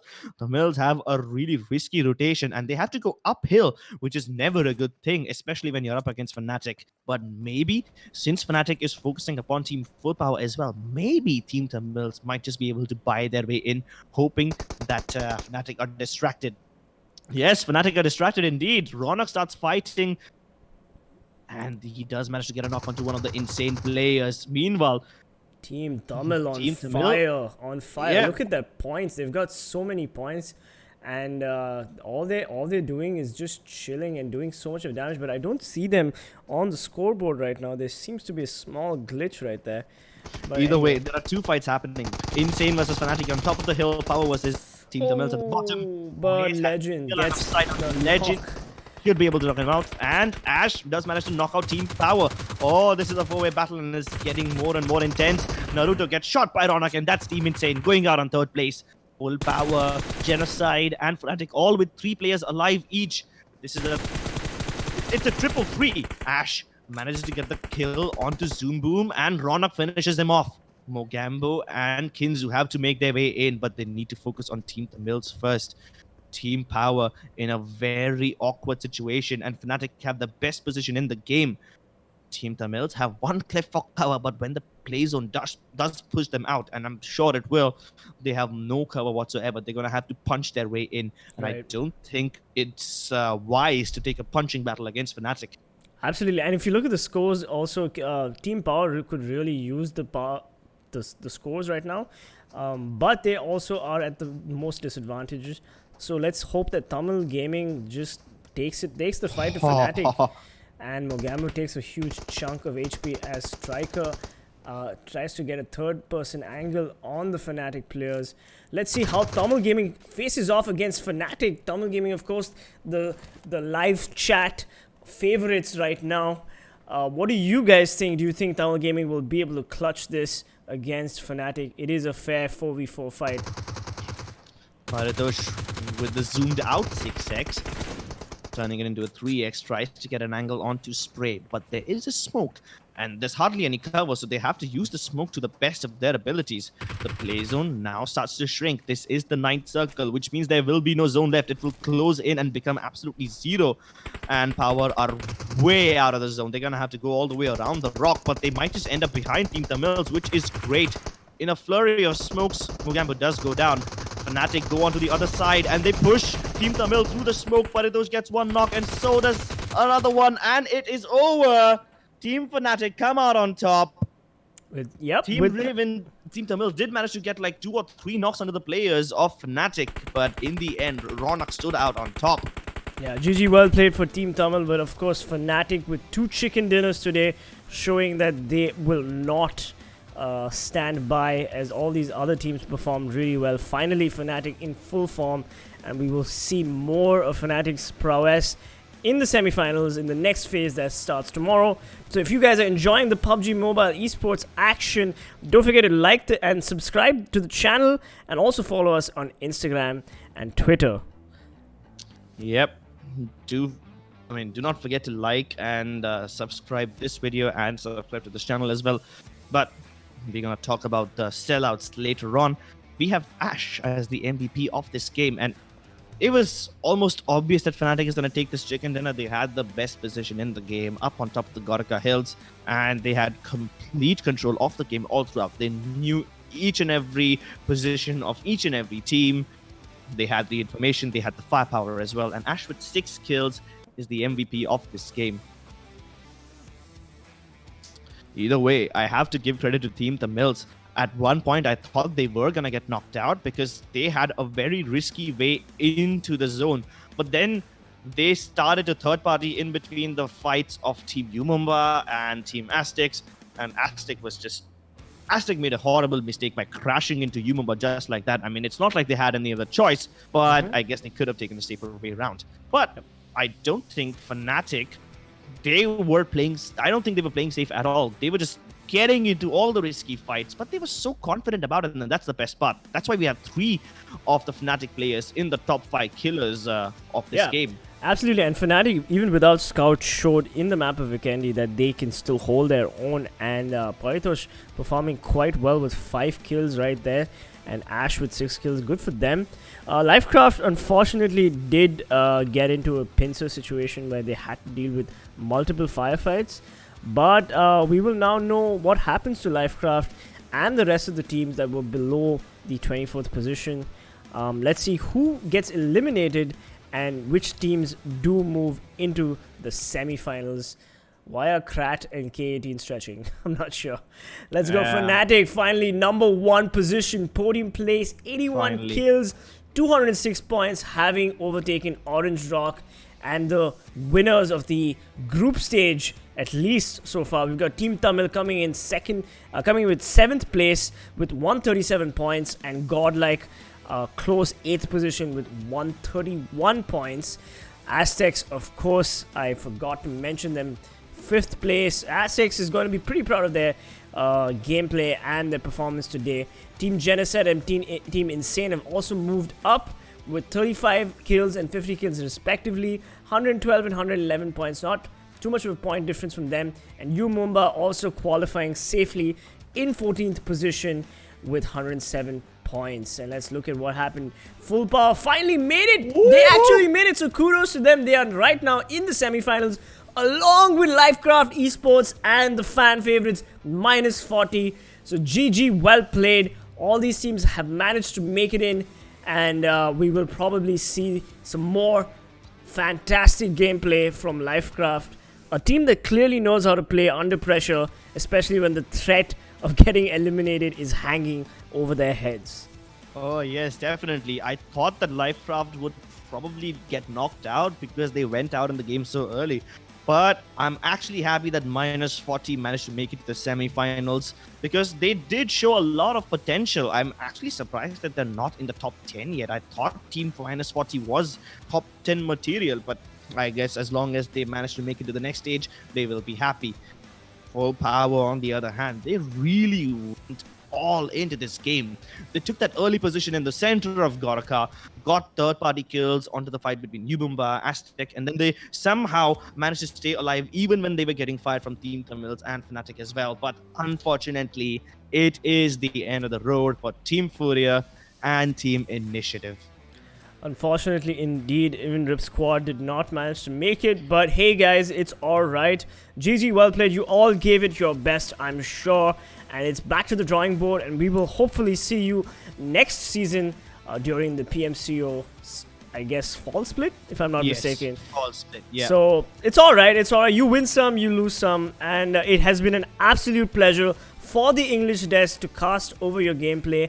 And we did learn a lot. Casting all these teams and seeing the way they performed has been an absolute treat. Definitely. It was a really good experience, especially with teams like ORB Elites and Go. I really loved the way they decided to commit to those fights, and the ones they did fight, they did not leave their opponents, and even if they lost, they just made sure that they do as much damage before they go out. And it's not just PMCO Fall Split. We have other tournaments. We have PMIS, PUBG Mobile All-Stars, India Tour, and there's so many more. So opportunities will keep presenting themselves. But let's get to the, the main meat of the matter. Semi-finals start tomorrow, and the competition gets only more intense from here. Yes, absolutely. Do not miss the semi-finals, because this is where the best of the best teams are going to be trying to showcase all the tricks that they haven't showcased in the group stages. So remember that, the marathon is now starting to become a sprint, and all the top teams will be flexing all their beautiful PUBG Mobile strats. Definitely, strats will be pulled out. Firepower will be on a whole new level, and all the teams that have performed in the group stages will have a lot of material to watch and prepare for their opponents, because now they know exactly who they're going to face. So when we walk into the semi-finals, we aren't just seeing a bunch of amazing games. We are seeing a bunch of teams who know each other inside out, and that just makes things even more exciting. This is what the semi-finals look like. There's only 3 groups this time, of 3 groups of 8 teams, and the schedule looks something like this. Group A matches starting tomorrow. Group A and C on 14th Feb, which is the Valentine's Day. I mean, it's not like we are doing anything over there, so who cares? And so on and so forth, all the way up until 18th Feb. That's how long the semi-final games are gonna go on. Alright, just to tell everybody, I am doing something on Valentine's Day. It's just that Crips isn't. Just making it very clear to the public that I do have plans on Valentine's Day. I mean, I have a lunch date, so I guess I will be done by the time this throwing match me under starts. the bus. Thank you for throwing me under the bus. What? You said you have plans, and that obviously everyone has plans. If not with a beautiful date or with someone else that you love, at least we all have plans with our phones and our PCs, watching some wonderful PUBG Mobile. Nice save, buddy. Alright, guys. No, I'm trying to save you here. Hey, man, I'm good, bro. But thank you so much for obviously watching, supporting the English cast. We really appreciate it. This is PC Peasants Gaming, and I'm from Chennai, and we've got Crips all the way from Mumbai. We're casting from different locations, and there are obviously some challenges, some obstacles, but we do hope we have made the group stages interesting for you, and we're always open to feedback, and we will be back in the semi-finals, of course. You know what's interesting? I just saw Keatin roll up his sleeves to show off his tattoo.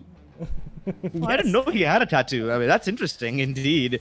Either way, what's more interesting is the fact that Gubber is still on top with 30 kills. Wow. And Scout OP, he's finally managed to make it back in the top 20, back in the top 5. We have 2 players of Orange Rock, Daljit and Mavi. We have 1 player of Mayhem, that is Shadow, and Scout OP trailing behind.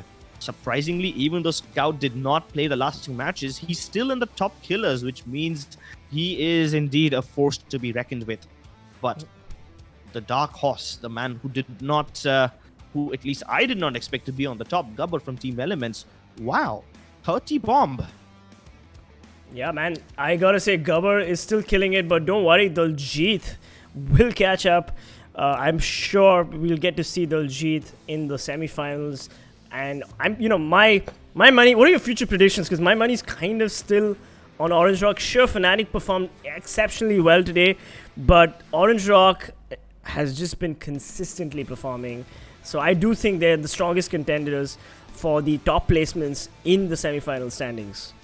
Yeah, I mean, obviously Orange Rock and Fnatic are the favorites, but after seeing, that's the thing about Elements, right? They do well, but it's not like they blow our minds away with their performances yet. They are still in the top 5.